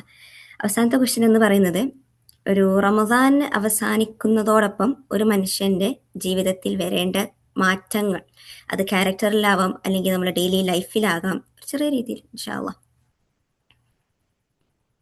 ഞാൻ നേരത്തെ സൂചിപ്പിച്ചു നമ്മളൊരു സെൽഫ് അനാലിസിസ് അത് നമ്മൾ തന്നെ നടത്തണം. അപ്പൊ എന്റെ വീഴ്ചകൾ എന്താ, എന്റെ പോരായ്മകൾ എന്താന്നുള്ളത് ഞാൻ തന്നെയാണ് കണ്ടെത്തേണ്ടത്. ഞാൻ നേരത്തെ സൂചിപ്പിച്ചു നമ്മൾ ഒരു ഹാബിറ്റ് തുടങ്ങുകയാണെങ്കിൽ അതിന് നമുക്ക് എന്തൊക്കെയാണ് നമ്മൾ പോസിറ്റീവായിട്ട് ചെയ്യേണ്ട കാര്യങ്ങൾ എന്താന്നൊക്കെ ഞാൻ നേരത്തെ പറഞ്ഞിട്ടുണ്ട്. അപ്പൊ ആ ഒരു സമയത്ത് തന്നെ നമ്മൾ ശ്രദ്ധിക്കേണ്ട 1-2 കാര്യം എന്ന് പറഞ്ഞിട്ടുണ്ടെങ്കിൽ, ഞാൻ ഈ ഒരു നല്ലൊരു ഗുഡ് ഹാബിറ്റുമായിട്ട് ഞാൻ മുന്നോട്ട് പോകുമ്പോൾ ഇതിനെ തടയുന്ന കുറച്ച് ഫ്രണ്ട്സ് ഉണ്ടാവും എനിക്ക്, അല്ലെങ്കിൽ അങ്ങനത്തെ എന്തോ സിറ്റുവേഷൻ എന്റെ ലൈഫിൽ ഉണ്ടാവും. ആ സിറ്റുവേഷനിൽ നമ്മൾ മാക്സിമം മാറി നിൽക്കുക എന്നുള്ളതാണ്. അതുപോലെ നമ്മളെ വീക്ക്നെസ് എന്താണെന്നുള്ളത് കൃത്യമായിട്ട് നമ്മളാണ് മനസ്സിലാക്കേണ്ടത്.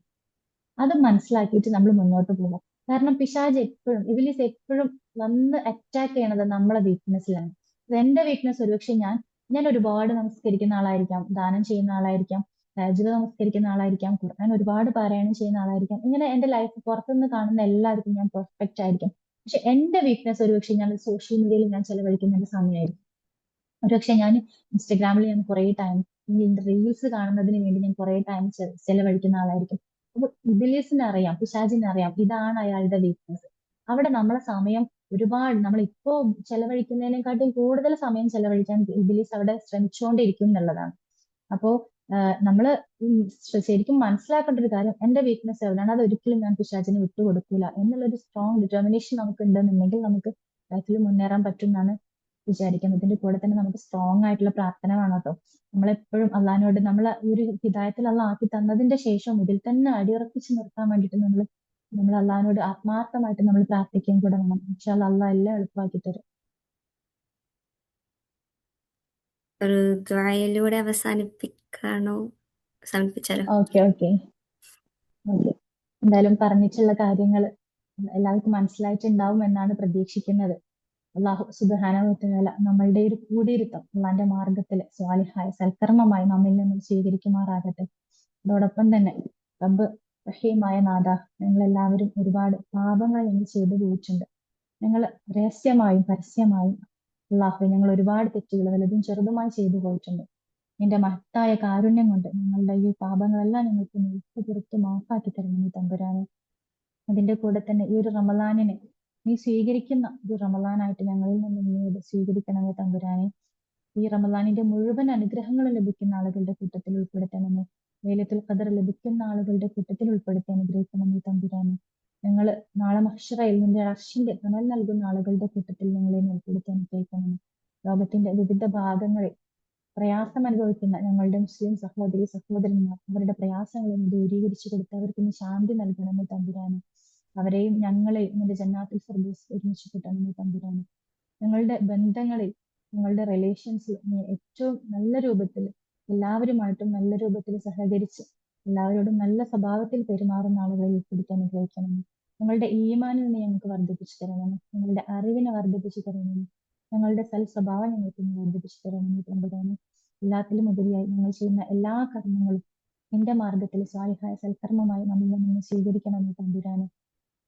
പഠിച്ച റബ്ബേ, ربنا تقبل منا إنك أنت السميع العليم وتب علينا إنك أنت التواب الرحيم آمين آمين برحمتك يا أرحم الراحمين. السلام عليكم ورحمة الله وبركاته. ആമീൻ യാ റബ്ബൽ ആലമീൻ. അവസാനിപ്പിക്കുന്നതിന് മുമ്പ് ചിലവർക്ക് നന്ദി അറിയിപ്പിക്കാൻ ഞാൻ ഈ അവസരം ഉപയോഗിക്കുന്നു. ആദ്യമായി ഈ പരിപാടി അനുഗ്രഹീതമായി തുടങ്ങിയ ഖിറാത്തിൽ നിന്ന് തുടങ്ങിയ റഷാ ബിൻ സലീമിന് നന്ദി അർപ്പിക്കുന്നു.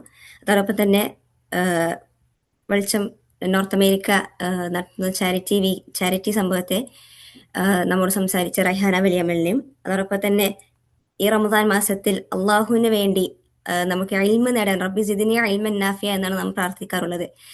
ഉപകാരപ്രദമായ ഇൽമ് നേടാൻ വേണ്ടി ഈ പരിപാടി ജോയിൻ ചെയ്ത എല്ലാവർക്കും അള്ളാഹു സുബ്ഹാനഹു വതആല എല്ലാ ഖൈറും നൽകി അനുഗ്രഹിക്കുമാറാകട്ടെ. اللهم تقبل منا صيامنا وقيامنا ودعانا وصلاتنا. اللهم تقبل منا أعمالنا في هذه الشهر المباركة. اللهم تقبل منا. اللهم الحمد لله رب العالمين. وآخر دعوانا الحمد لله رب العالمين. السلام عليكم ورحمة الله وبركاته.